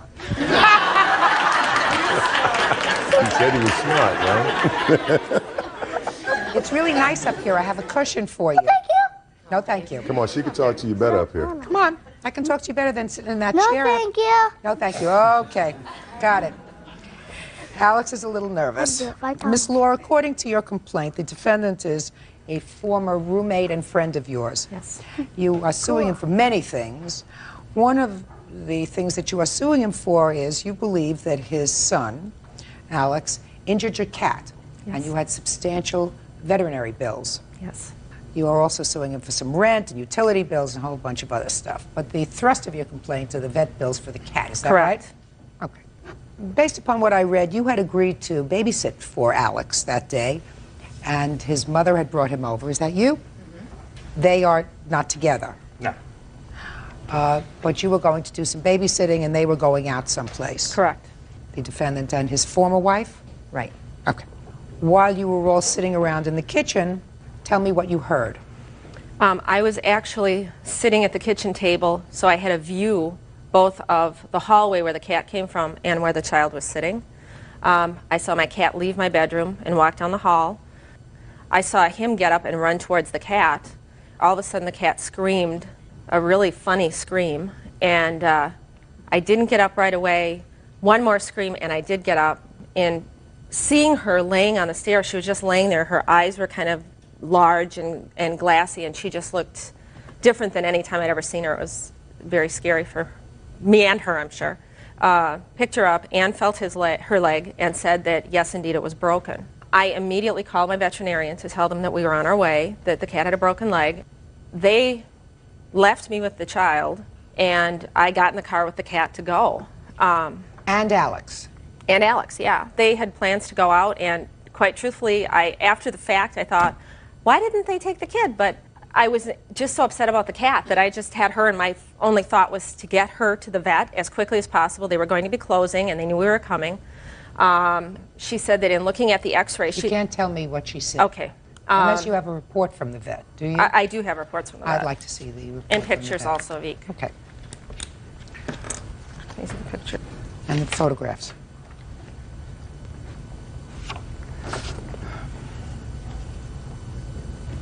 Well, according to the letter, unfortunately, the fracture did not heal properly, so the only option left was amputation of that leg. Her body began to absorb the leg, and she became in a lot of pain. So we tried pain pills for a short time, trying to preserve the leg.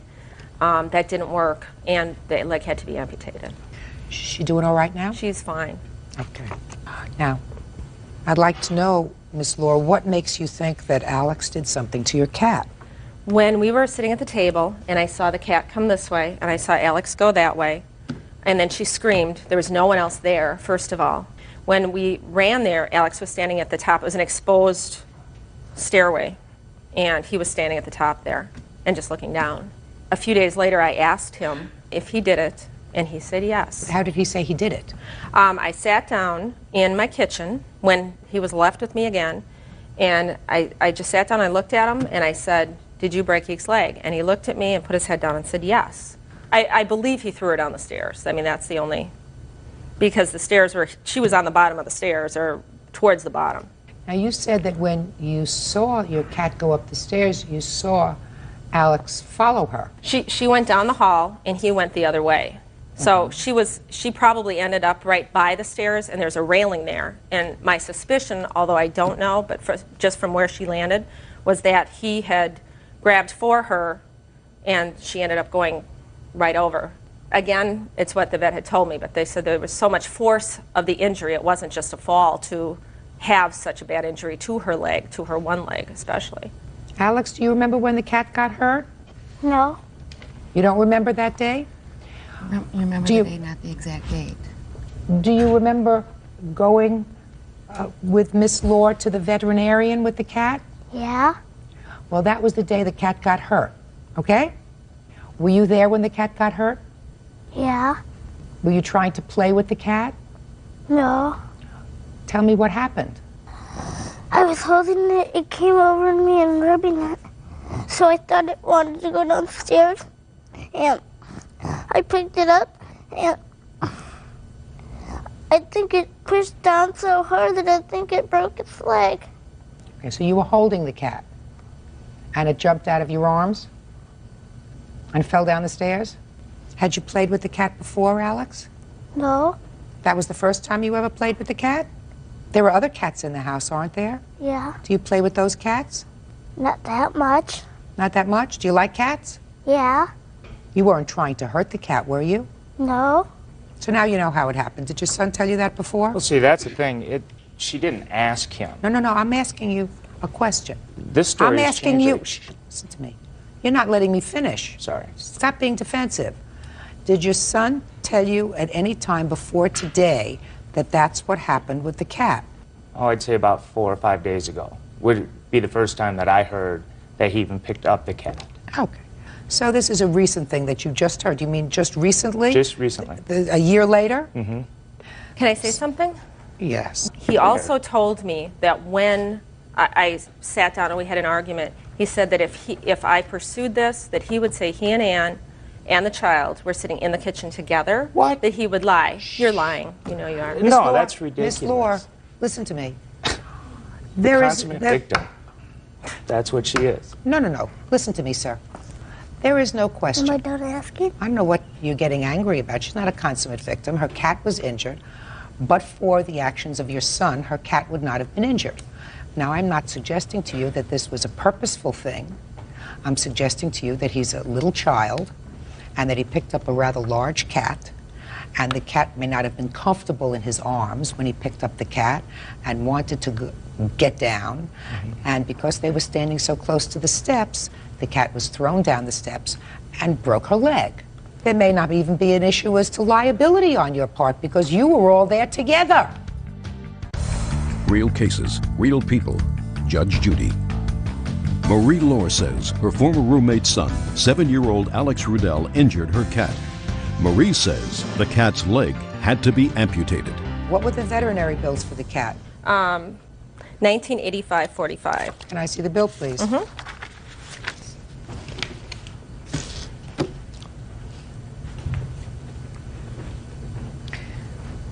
Did she discuss these bills with you, sir?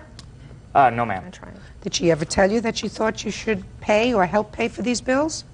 Eventually done. Eventually. Yeah. So, and what did you tell her? The thing is that we didn't see anything. I don't know. She's saying she saw Alex and the cat. Mind you, there's 8 cats and 3 great big dogs that live in this house. Well, right now, let's say it's only a few days ago, sir, if I believe you, that you finally ascertained from your son that he was responsible for the cat's injury. Correct. So I'm asking you, let's talk about today. Okay.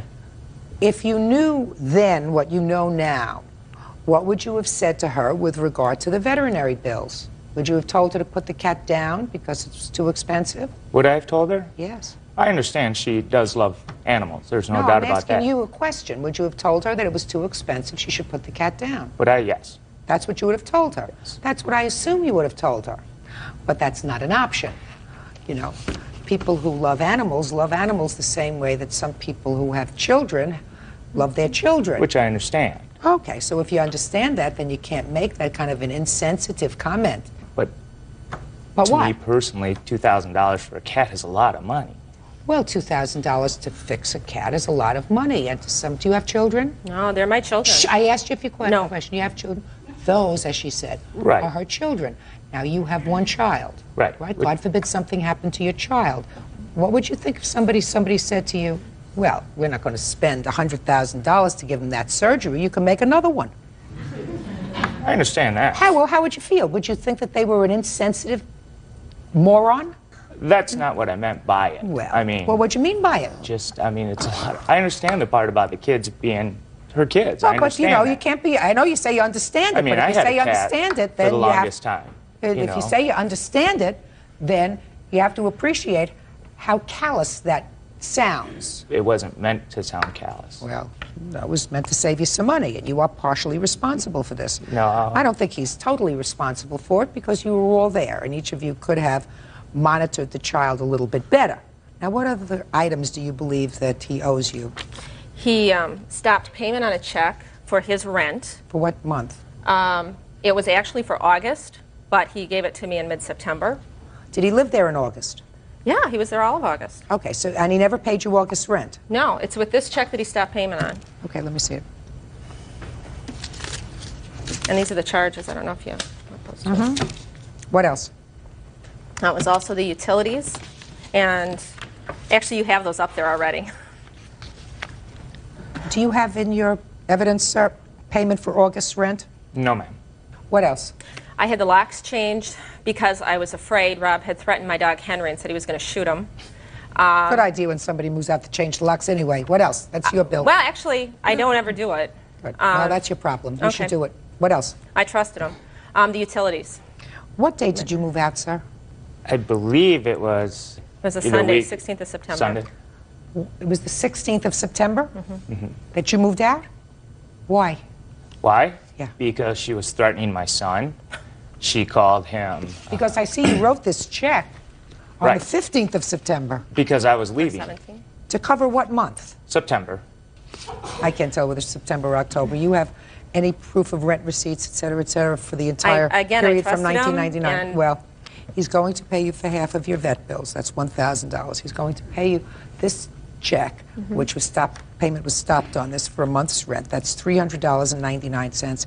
And for the $12 for the stop payment, that's $1,312.99. Judgment for the plaintiff. That's all. Parties are excused. You may step out. Anything is possible in terms of how the particular cat got injured. He tends to have a temper, and I think that when the cat tried to get away, that she launched and he probably just kind of pitched her. She forced me out of the house. I stopped payment on my check. When someone says they're going to shoot my dog, I don't ask them if they have a gun or not. I'm just thinking they're going to hurt my dog, and I'm next. It's done. She can move on with her pathetic life. And now